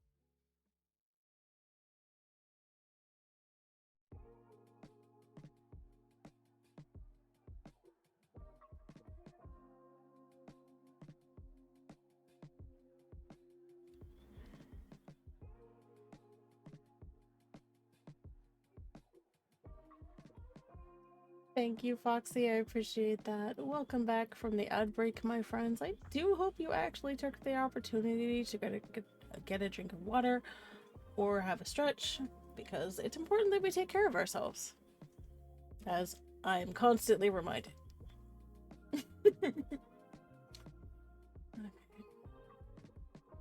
Connors looked at him a moment longer, and then, because there was nothing else useful in either comfort or repetition, he gave the final order in plain language. Take cure to Tanagas, hold what comes. Reitman straightened, which somehow made him look more awake rather than less. Aye, Admiral. The Tenno held for one final moment the unspoken weight of shared command and shared history passing between them. Two officers who understood that some orders could never be written down in full and still remain what they were meant to be. And then Reitman reached forward and cut the feed. The Navy SEAL hovered above the desk before slowly vanishing. Connors leaned back as the room settled into stillness. The tea at his elbow had cooled. He didn't reach for it. He had served with Greer long enough to know how the Master Sergeant would carry this. Outwardly unshaken, inwardly accounting for every Marine placed in harm's way. He trusted IT to execute with precision. He trusted Stefan to hold the Jedi line. And he trusted Ethan to defend the ground on Tanagas the way only someone who had bled for it could. And he trusted the one under veil to rise when the moment came, because she always had, whether the galaxy had been ready or not. The weight of the seals settled across his shoulders, not as a burden alone, but as armor he could not remove. Outside, the fleet continued its careful movements, and inside the office, Admiral Tavian Connors sat with the consequences and did not look away. Alright, my friends, we are down to the final scene of this chapter. As a heads up, this is chapter 22, so there are 8 chapters left in this story, and I am not prepared for that to happen. At all. I am definitely not prepared for that to happen.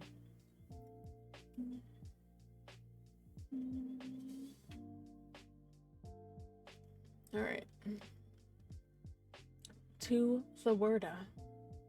Catane Fleet Yards, Vale Secured Medical Wing, the Vale Hangar. Marine Country had an official's designation somewhere in the Fleet Yard's schematics, a string of alphanumerics that satisfied the auditors and meant nothing to the people who lived there. To the men and women who wore the armor and who slept light and listened harder, it had always been Marine Country. The name lived in the rhythm of boots on the deck plates, in the way conversations thinned the instant a stranger passed, and in the quiet understanding that even an empty corridor was never truly unwatched. Master Sergeant Rennet Greer moved through it without breaking stride. Marines glanced up as he passed, recognition flickering and fading just as quickly. There were no salutes, no questions. They knew better. He had served in the Vale long before most of them had earned their first unit patch, long before Maranderza had ever stepped into Marine barracks clutching her father's hand and trying not to stare, and long before Ethan Bevan had walked these decks as a Mandalorian contractor, leading hand-to-hand in survival doctrine. Teaching hand-to-hand in survival doctrine of the quiet intensity born of loss rather than pride. Greer had watched them all arrive. He had watched what service had taken from each of them in turn. Today his loadout was heavier than usual. Most of his standard kit had already been stowed, but tethered to his wrist was a sealed locker floating hip-high on silent antigraphs, its matte casing unmarked. Inside, combat armor sized for Marin rested in its nested clamps.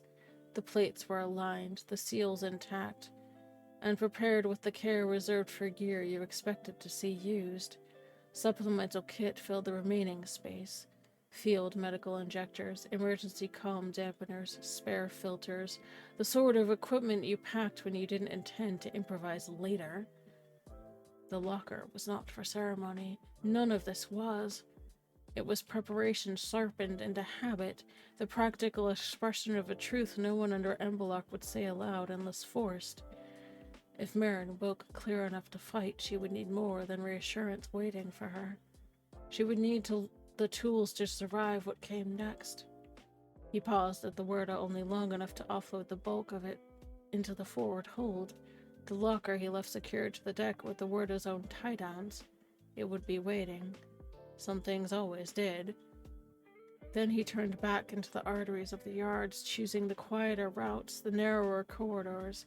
Fewer eyes meant fewer ripples. Emberluck lived in restraint as much as secrecy. The corridors here were clean, dim to an operational half-light that left nothing hidden but softened everything enough that footsteps and body angles became more noticeable than faces. Greer preferred it that way. In this light, intent showed faster.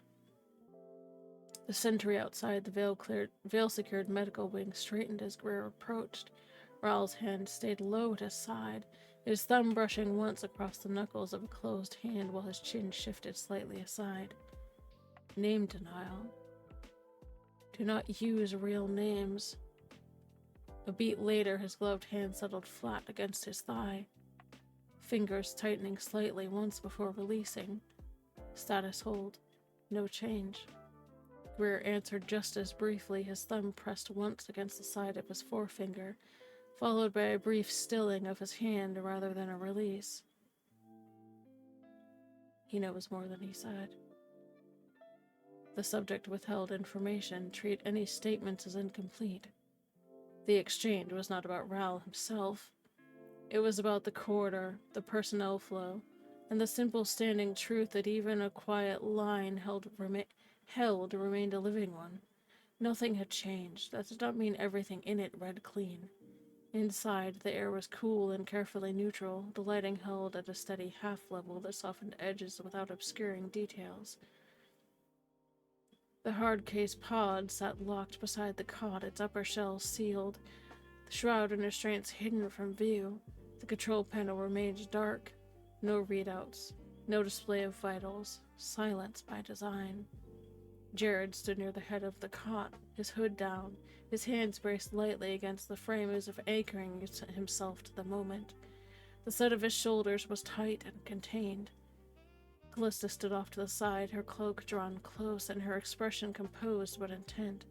Something in her bearing had shifted once the trance began. No longer solely healer but poised to move. Jared looked up as Greer entered. The relief that passed through him was fleeting, but Greer saw it. He always did. Greer drew his fingers briefly to his chest and then let the hand ease outward at thigh height in a restrained release. Case her in. Rest easy. I know, right? It was an order and reassurance in one. Jared noted once. Sharp and contained. He rested one hand against the hard case, feeling the seal through the force, and confirming without words that Marin was still there. Callista moved first toward the door. Greer turned his attention to her, his palm pausing once at his thigh as though checking the sheath for his vibroblade or sidearm position before settling naturally. Path clear. Planned route is clear of visible threats. Her reply was immediate. Her dominant hand touched briefly near her sternum and then opened low toward the exit as she shifted her weight. Gate grant. Greer took point, his carbine slung, but his hand rested easily on the grip. Vex stepped to the pod's guide rail and stabilizing the antigrav field so as its hum rose softly to match the weight it carried. Callista fell in just behind him, close enough to intervene, but far enough to keep the line clear. Jared took the rear guard, his cloak settling around him like a shadow. Harris and Raoul joined without prompting, their movements seamless as they flanked the formation. No one spoke. The corridor beyond lay empty, but the emptiness meant nothing here. Every intersection was treated as occupied until proven otherwise. Greer cleared each before they crossed, his awareness stretching ahead of them, cataloging reflections, angles, and the faintest shift in air pressure. The pod floated between them, his presence felt more than seen. At the first junction, Harris's hand drifted once along his outer thigh as though clearing debris, and then paused with the wrist slightly angled outward while his body yielded one side of the corridor. Split advance. Take or maintain the assigned side of the split recovery or containment corridor. Vec answered from the opposite side, his shoulder rolling easily as if easing strain while his hand dragged low across his belt and came to rest near the opposite hip. Mirror receive. Opposite flank aligned, recovery lane open. The formation tightened without visibly doing so. To an untrained observer, it would have read as 6 disciplined personnel escorting sealed material through a restricted corridor. To anyone who knew the doctrine, it was a moving protective cordon. As they moved deeper into Marine country, Greer let his thoughts shift, unbidden but still contained. He remembered Jarius Durza as he had first encountered him. A young Marine already carrying too much, already trying to be better than what the galaxy demanded of him. He remembered Ethan Bevan arriving later, sharp-eyed and disciplined, teaching the Marines how to survive when doctrine and training failed. And he remembered Marin as a child, small and fierce, absorbing everything without complaint. He remembered what it had cost Jarius in the end. That memory didn't soften him, it sharpened the line he was walking. Jarius had died because hostile patients had found the right fracture point and pushed. Marin had survived because enough people had refused to let the fracture finish the work. Tonight was another version of that same refusal. The entrance to the Veil hangar loomed ahead. The word awaited inside, powered for departure, her ramp lowered and her interior lights low. The hangar itself was empty. There were no ground crews, no unnecessary presence. Emberlock preferred clean lines, clear spaces, and clean disappearances. Before they crossed the threshold, Greer's dominant hand brushed once across the outside of his thigh, while his upper body subtly angled outward from the pod. Arc guard. Expand protective observation coverage. Harris and Raoul answered without looking at him. One shifted his watch to the rear, the other forward toward the hangar's interior. The pod never slowed. The sound of boots on the deck was swallowed by the hangar's vast quiet. Greer angled toward the ramp without slowing. Vec guided the pod forward with steady hands, Callista staying close behind him. Harris and Raoul peeled off smoothly, each taking positions at opposite corners of the marked safety zone, their eyes outward, attention already shifting beyond the hangar walls. Jared remained with the moving line until the pod touched the base of the ramp. Only then did he angle half a step back, taking the rear quarter where he could see both the pod and the open hangar. His hands did not rise, but his stance settled in a way Greer recognized immediately. Watch, claim. Silent claim of responsibility for guarding or monitoring a specific person, object, or zone. No one spoke. They didn't need to. The pod moved forward under silent guard, its antigrav field humming low as it climbed the warder's ramp. Vec never broke stride. Callista stayed close enough to intervene if the trance wavered. Greer kept the line moving. Harris and Raoul held the hangar perimeter until the last possible moment and then fell back in sequence, rather than together, preserving coverage until the ship itself became the shield. The hatch behind them closed as though nothing had passed through it at all. For the record, nothing had. Not Marin Durza, not a wounded Jedi Marine hybrid under Veil, and not the daughter of Jarius Durza or the living center of a line too many people would kill to find. Only sealed cargo had crossed that deck, only authorized movement under restricted transfer. Inside the word or the sound changed.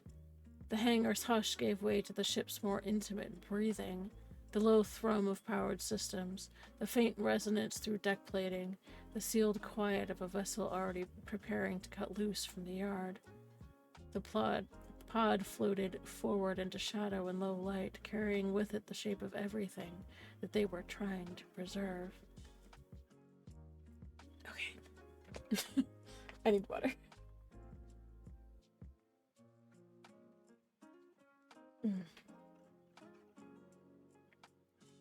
You do not lift the veil when you are safe. You lift it when someone else finally can be. Veil Doctrine, Oral Maxim 23. Under Veil, safety is not the measure of duty. Comfort is not the signal to speak. The veil is carried until those beyond it no longer need protection from what it hides. Orders are held. truths delayed and names left unspoken. Not because the danger has passed, but because lifting the veil too early would only move that danger onto someone else. Silence here is patience in service of another's survival. And that, my friends, is chapter 22. I would love to see you at my next stream, which is going to actually be... Give me 1 second. Oh my goodness. I am not streaming next Wednesday. I will be traveling. So I'm actually trying to find the date of my next stream. One moment.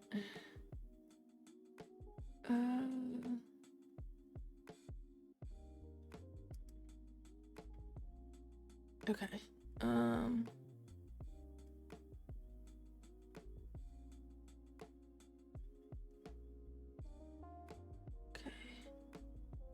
Alright, so it looks like my next stream is actually going to be Sunday, May 31st. It's going to be a workshop stream. That will be workshop 9.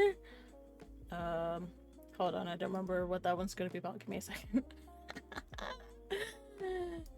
Oh, I don't have that stuff in my head.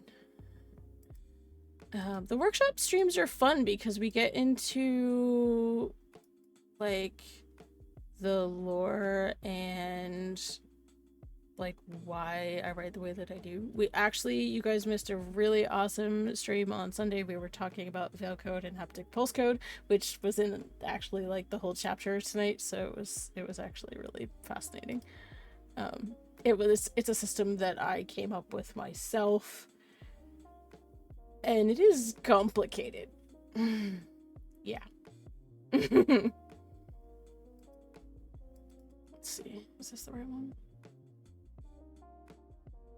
That is not the right document. Is this it? Ah, here we go. Ooh. Okay. Oh, sorry. So, workshop 9 is going to focus on trauma-informed action scenes. It's going to focus specifically on chapters 19 and 20. The theme is going to be Marin's forced silence, physical suppression, and Greer, Vec, and Harris coordination. It's going to focus on action and disorientation, pacing, rescue sequences, and that kind of thing. So if that's anything you're interested in, or you just want to learn a little bit more about how I write, come hang out. So, alright, I'm gonna take a real quick look and see if there's someone we can go say hi to. Also, Foxy, to your comment, actually, chapter 30, which is 8 chapters from now, is actually the end of the story, but it's not the end of Marin's arc.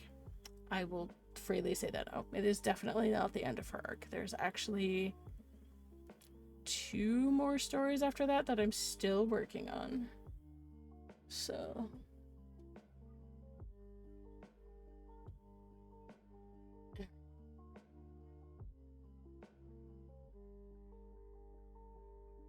I'm gonna check something real quick.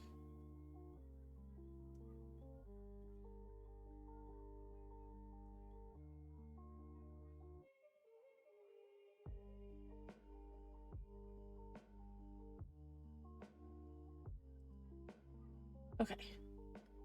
So I have selected someone that we're going to go say hi to. Her name, she goes by Nasina. She is a writer. She also does crafty things, and I believe she's currently working on a manuscript that she's been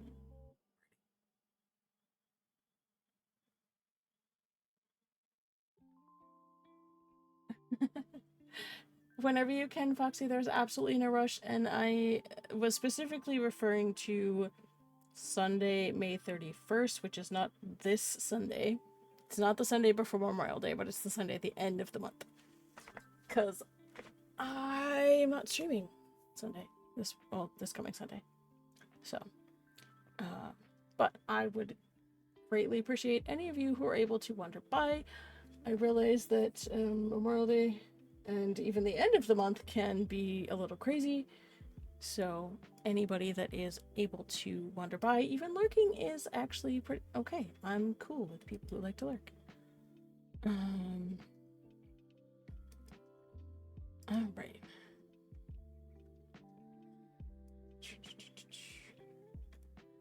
Okay.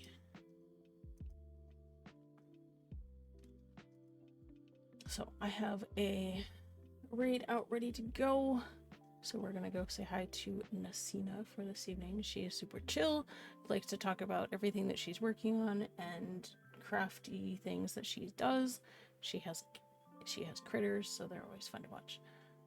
As always, thank you for spending tonight in the archives with me. I hope you enjoyed the story. I apologize for any stumbling I had with words and voices. I'm still learning how to do voice work. I am by no means a trained voice actor, so I'm doing the best that I can, especially with male voices. And I'm always grateful for those of you who chose to be here in the archives with me this evening. And this was a bit of a quieter chapter. And I'm really grateful that we were able to kind of be here and experience it together. Please take care of yourselves tonight, and I hope you have a restful evening. Until next time, thank you for being here, and as always, may the Force be with you.